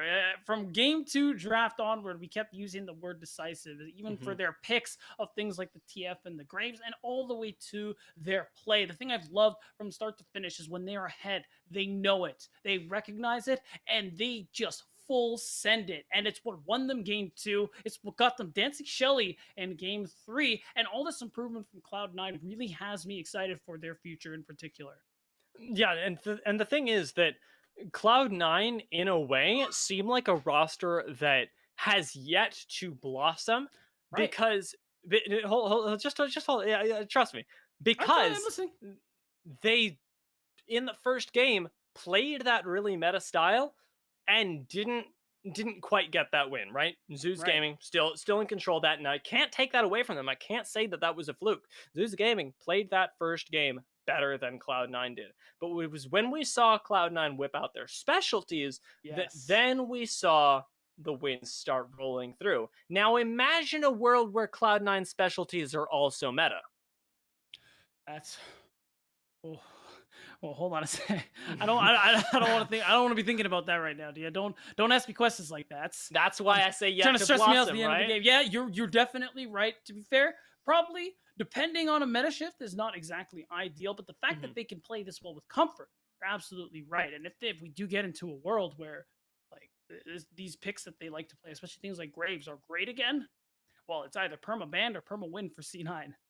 Yeah, absolutely, and very clearly they don't have to wait, right? They're able to play in this meta the way that they want to, and things are only going to continue to get better for them. As already, despite Right. the fact that the 2-1 scoreline remains the same, the games where they did win were so much more convincing this time, and I don't think that Zeus Game are going to be saying the same thing going into the next time that these squads face, because they will face each other again. And remember that this time we heard that it was the chaos of Cloud9 that really picked Zeus apart. Next time, I think that there's got to be a little bit more recognition that there is definitely calculation going into the Cloud9 players here. As much as the games may devolve into high kills, it's not because Cloud9 don't know how to play. Very clearly, they know how to play and abuse you when you're down.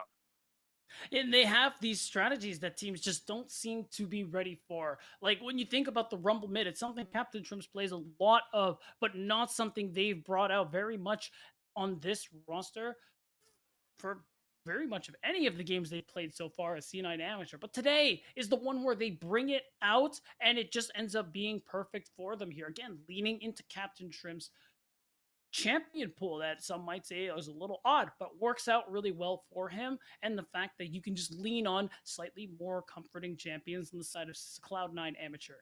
I was really hoping to get something like the Xerath or perhaps the Pantheon, right? I think that we'll see it next time. We'll likely see it in their future games, but I believe that we're ready for an interview. I got that right, Beatdown? I think you are correct.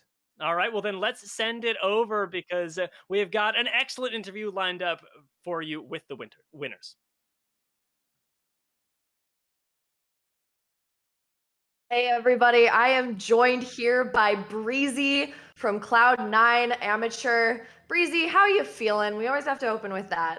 Honestly, feeling pretty excited. Yeah, we're not too excited, obviously, because we still have more things to do. But it was a pretty fun game, especially the last game when we blew up the Nexus at 18 minutes. Felt good. Okay, so I'm gonna be honest with you, man.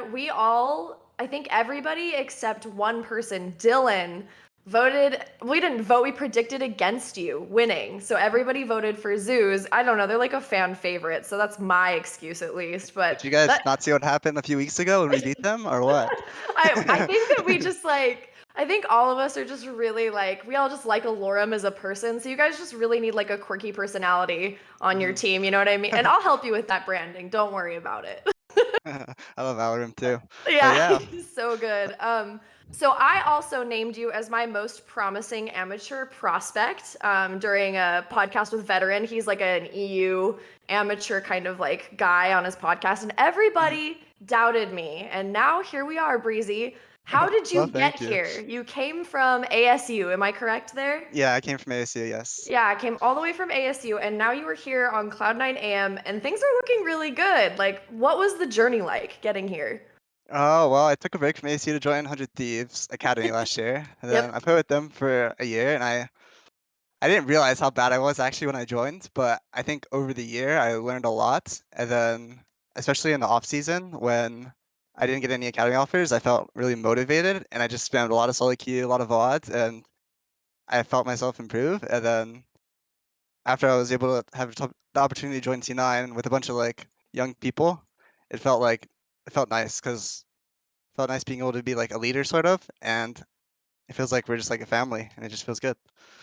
Good. Do you feel like your chemistry with Wixie is like the kind that can carry you guys into potentially like C9 Academy next year or at an academy spot? Hopefully, that's what we're hoping for. But me and Wixie, like, I'm feeling pretty confident. And me and Wixie usually do pretty well, and we have a good communication dynamic going on. And yeah, it's nice playing with him. It sounds like you've grown into this like more senior role for an amateur team. Is there anybody who was like a mentor for you along the way here? A lot of my old teammates actually at 100 Thieves Academy, they helped me a lot, and like Prisbol contracts, and then now when I joined C9, Tails has been great coach, and I've learned a lot from him. Damn, contracts. That's a name to drop, especially after LCS. Did you see what he Yeah. did this Oh, week? yeah, he's a Smurf. Yeah, it was crazy. But when I first joined the amateur academy last year, I was lucky to have him as my jungler. He like taught me a lot. That's awesome. It's a really good connection to have too, especially now that he's really made his name on the LCS stage. Do you have anybody else you'd like to shout out? Anybody in particular? Fans, friends, girlfriend, family? Uh, Mostly just my team and coaching staff. Honestly, we've been hard grinding this past week. Had good results in scrims, and it seems like it's all paying off. And we just gotta transfer it to tomorrow in playoffs. Great. Congratulations to Tails. You guys, you've worked so hard, and obviously we'll be a little more careful with our predictions in the future. Thank you so much for joining me, Breezy. Yeah, sweet. Thank you. Yeah, back to the casters or the desk. Could be either.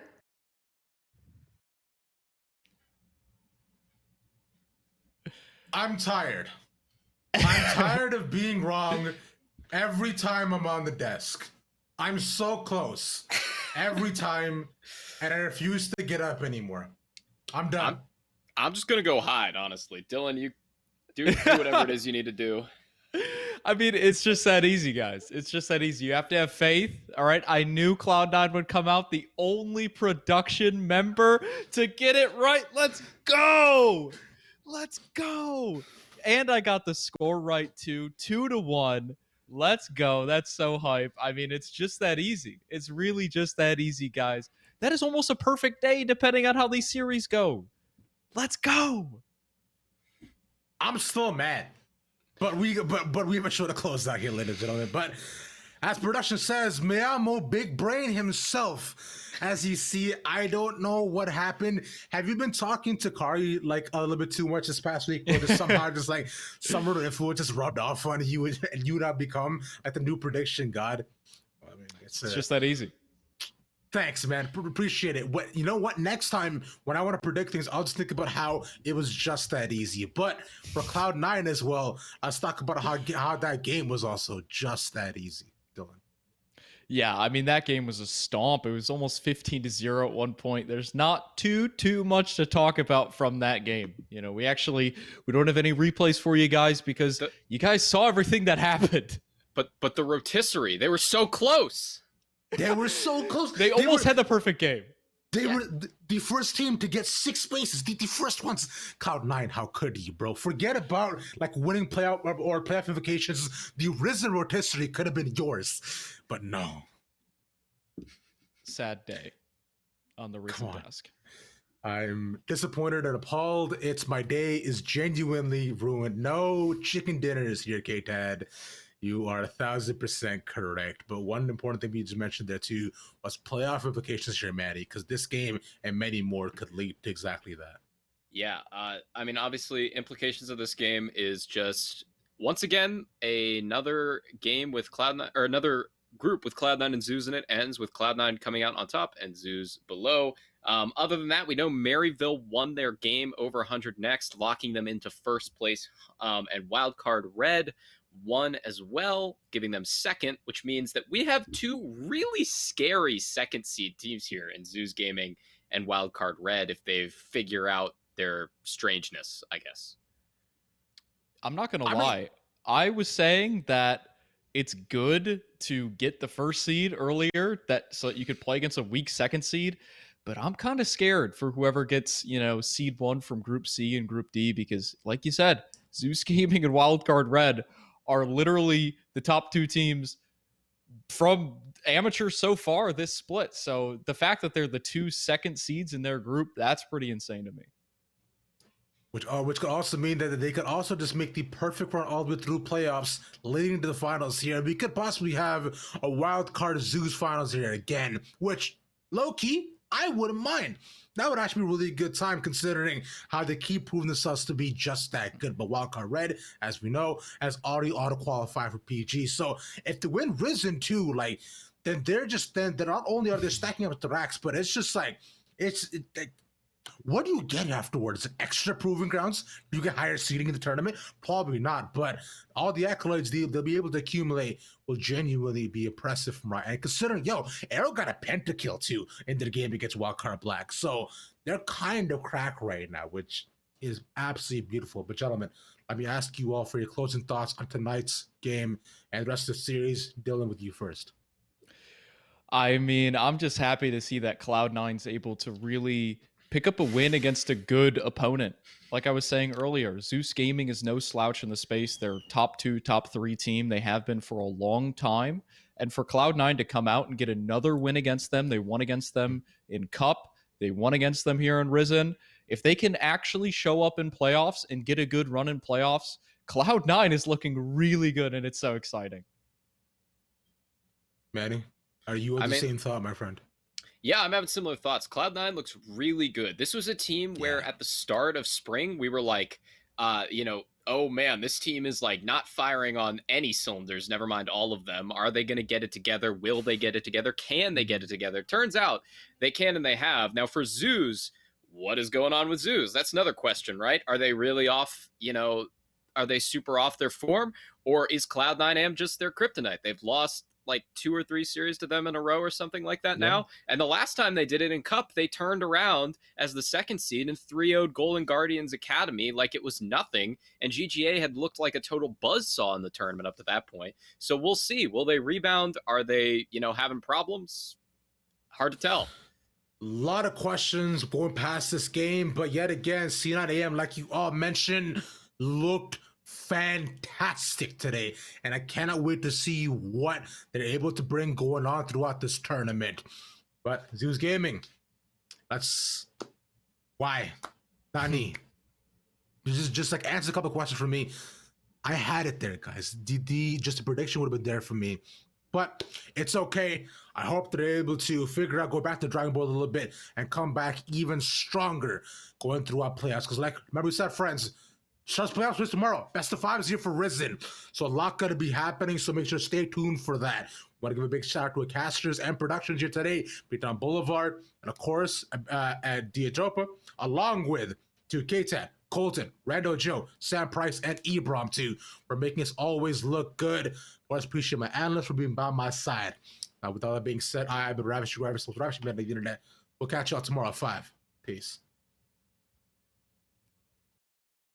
Is potentially looking for a play here in the bot lane. Griffin is ready for the Oh, counter the gank. The flash flash from Rhino, though, starts things off. He's going to go down Oh, first. Double TPs. teleport into the bot lane as well. Well, Griffin desperately tries to finish off Oh, Wixie. no. He just doesn't have the target acquisition, and it will be 2 kills going down to Cloud9. Might even be 3 as Breezy finds that Zenith Blade. Raheen gets slowed, gets taken down as a double kill goes to Captain Stritch. Skirmish. The only hope they have is if Alorum can already start moving towards this fight, but here it comes. Yeah, I don't think you want this is the problem. The rotation's already up here, and Tuesday does get a good suplex, but I don't think it's going to be nearly enough because the Flame Spitter just melts.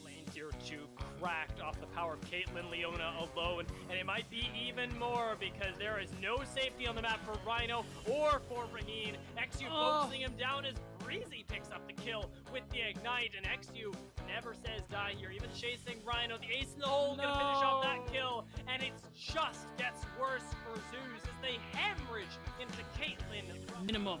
It is insane how strong he is and how strong Speedo is. Oh my god. Oh, good block though. Might actually get him. Never mind. Out a little bit of safety as well. Less than 20 minutes into the game. No Baron though. We cut back to the base where Zeus Gaming have already launched their mid lane inhibitor tower very soon to be their inhibitor. And with the Rift Hero chill, are they going for the end of the game? Going low.